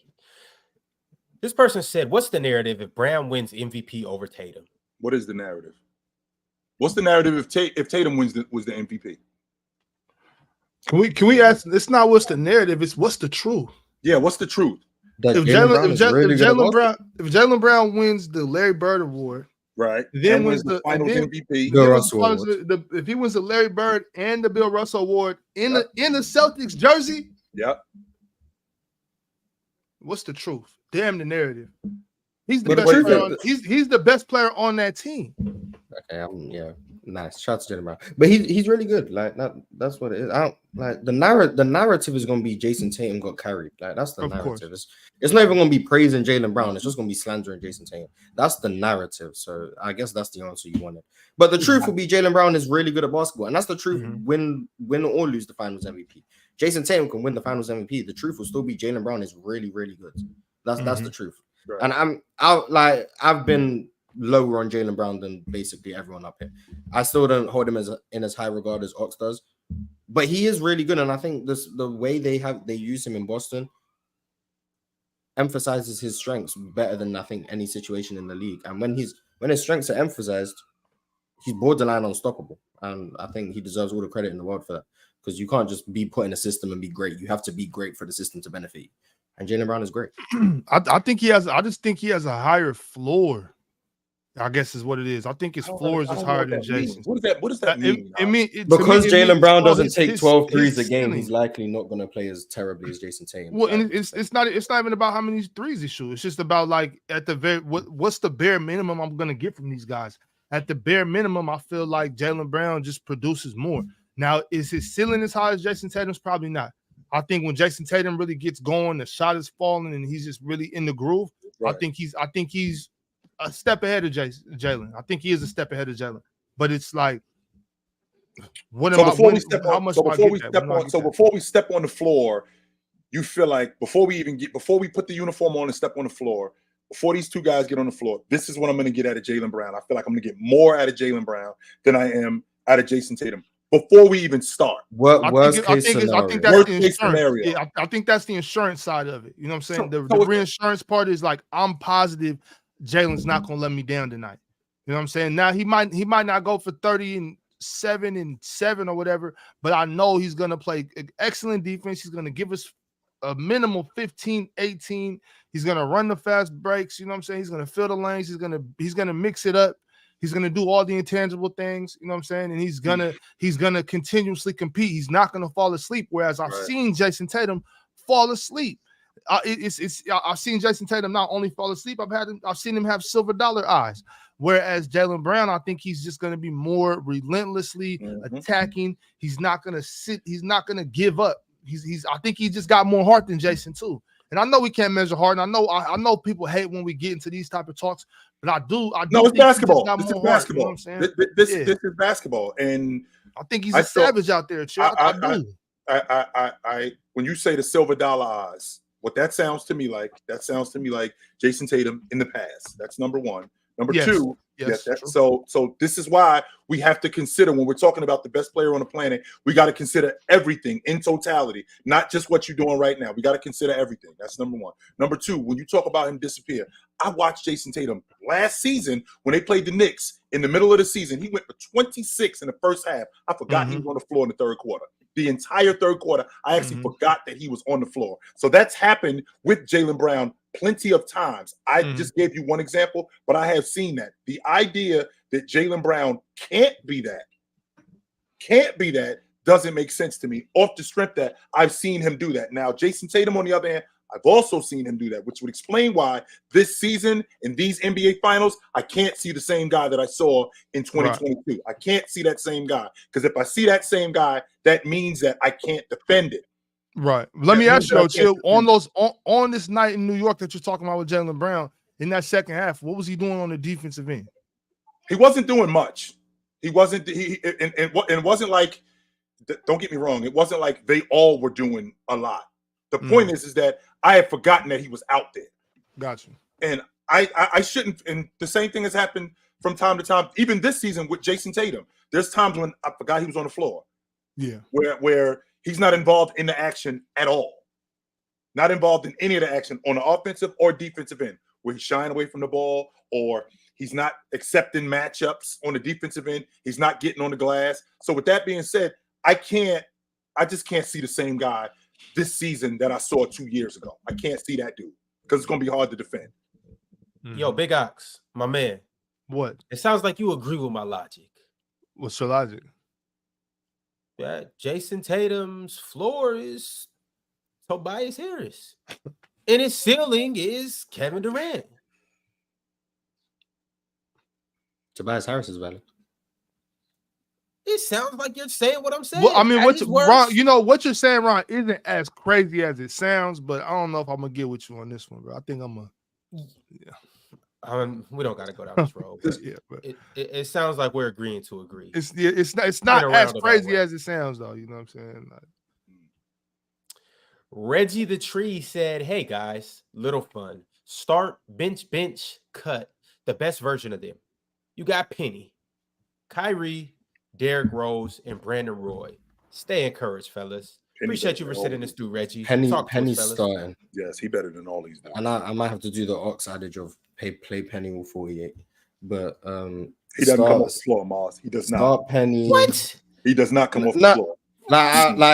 And that's just me saying how much better I think Penny is than everyone. Yeah. But start Penny, bench D Rose, bench Kyrie, and cut Brandon Roy. All right, y'all. Look, check this out. Brandon Roy playing 40 minutes. All right, and then Penny. You don't gotta do this. You're not biased to Seattle. Okay, look. All biasness aside, you can't. Well, first of all, stop right there, Ron. You can't put bias aside. You just have to acknowledge that. You can't do that, Ron. Not you.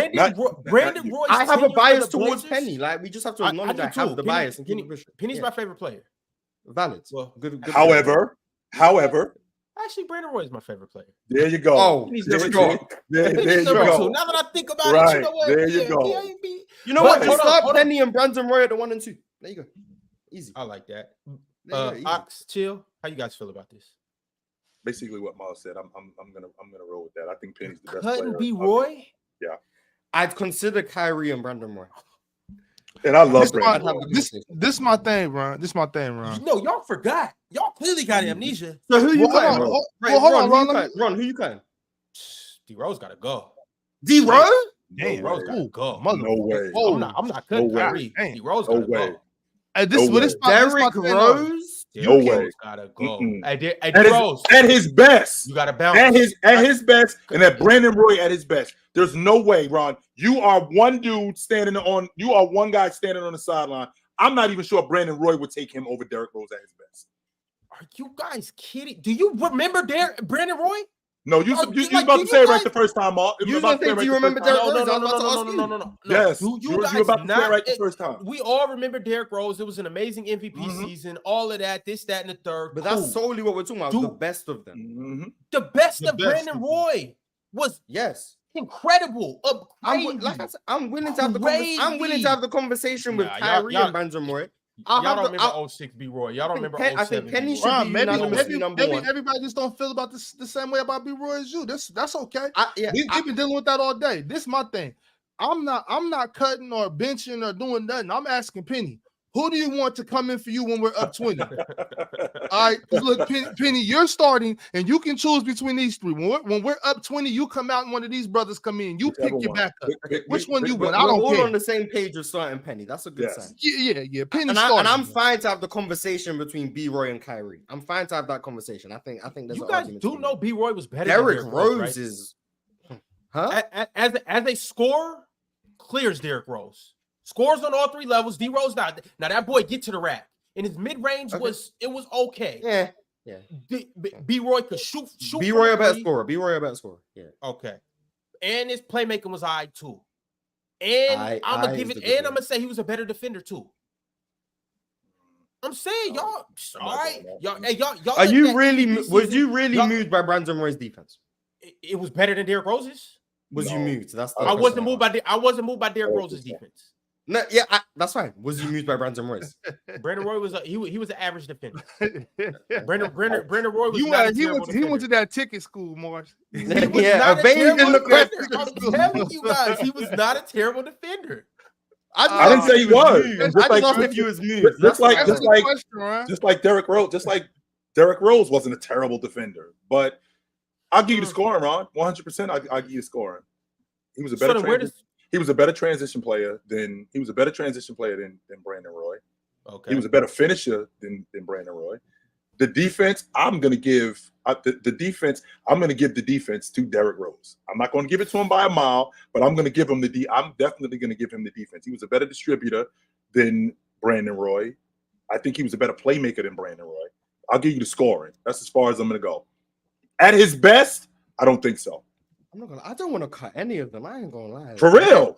I really don't want to cut. I don't. Like if I say I don't, it seems like I just don't think they're good. Like I said, cut Brandon Roy too quickly. I said cut Brandon Roy too quick. I don't want to cut any of them. I ain't gonna lie. We just gonna have to cut one of the bigs. 4-guard lineup. The other hand. I don't know what to tell you. We're making it work. Appreciate you for sending that through, Reggie. Ladarius with the last super chat of the day. He says, so Mars, it's basically KD joining the Cavs after he lost to the Warriors in the Western Conference Finals, or am I off on my analysis? That's insane if that's the case. That's exactly what it is. He joined the Cavaliers after losing to the Warriors in the Conference Finals. Damn. Yeah. Well, I understand James actually tried to make that happen. Yeah, the Cavs tried to meet with KD, which that's why I say I don't know why, if you have the chance to get KD, you're going to try and get KD. Like, the Warriors just did their job. Right. Like, the Warriors are meant to try and get KD. The same way the Cavs just won a chip and tried to get KD. Does that mean the Cavs were scared of the Warriors? No, they just did their job. KD's there. Like, I'm trying to get KD no matter who I am. The Spurs tried to get KD. It's KD. If you're the GM and you don't try to get KD, you deserve to lose your job. If KD is available. I mean, that's prime Kevin Durant. That's not even Achilles KD, and I think still you try and get KD. 8 years ago, KD. If you try and get KD. Like Mars, let's say that we're GM friends. You know what I'm saying? You're a GM at somewhere, and I'm a GM somewhere, and I try to go get KD, and then you don't try to get KD. If you get fired, I'm gonna laugh at you, like, bro, what were you doing? You weren't doing your job. But if you do try to get KD and then you happen to acquire KD, I'm gonna talk shit about you, like, bro, you're cheating, bro. Facts. Even though I'm doing the exact same thing. How come you got KD and I ain't got KD? Like, what's going on? You sleaze ball. What's wrong with you? This isn't even fair. I'm gonna do all that. I'm gonna be like, we're gonna go out for drinks. I'm gonna make you pay. Like, yo, it's on you, bro. You got KD. You know? Yeah. How dare you go and get KD, even though we were all trying to get KD? Right. But if you don't go and you get fired, bro, I'm gonna laugh for sure. All right, y'all. We got one more member that joined at the last second. My man Ron Deuce became a member, man. From Ron to another. Welcome to the show, brother. Welcome to the show, brother. You got through them on time. Shout out to you, Ron. How about that? You still an L host. Garbage. Trash, Ron. We'll be back tomorrow with the same panelists, the same dub host, the same dub show. Terrible, Ron. Terrible. Tomatoes. All right, man. Let's get the haters up out of here. Hey, chat, y'all really clear. We really appreciate y'all. Like the video on the way out, and we'll catch you tomorrow. And don't forget to comment L Chill, L Mars, L Ox. Dub ticket though. We out. Later.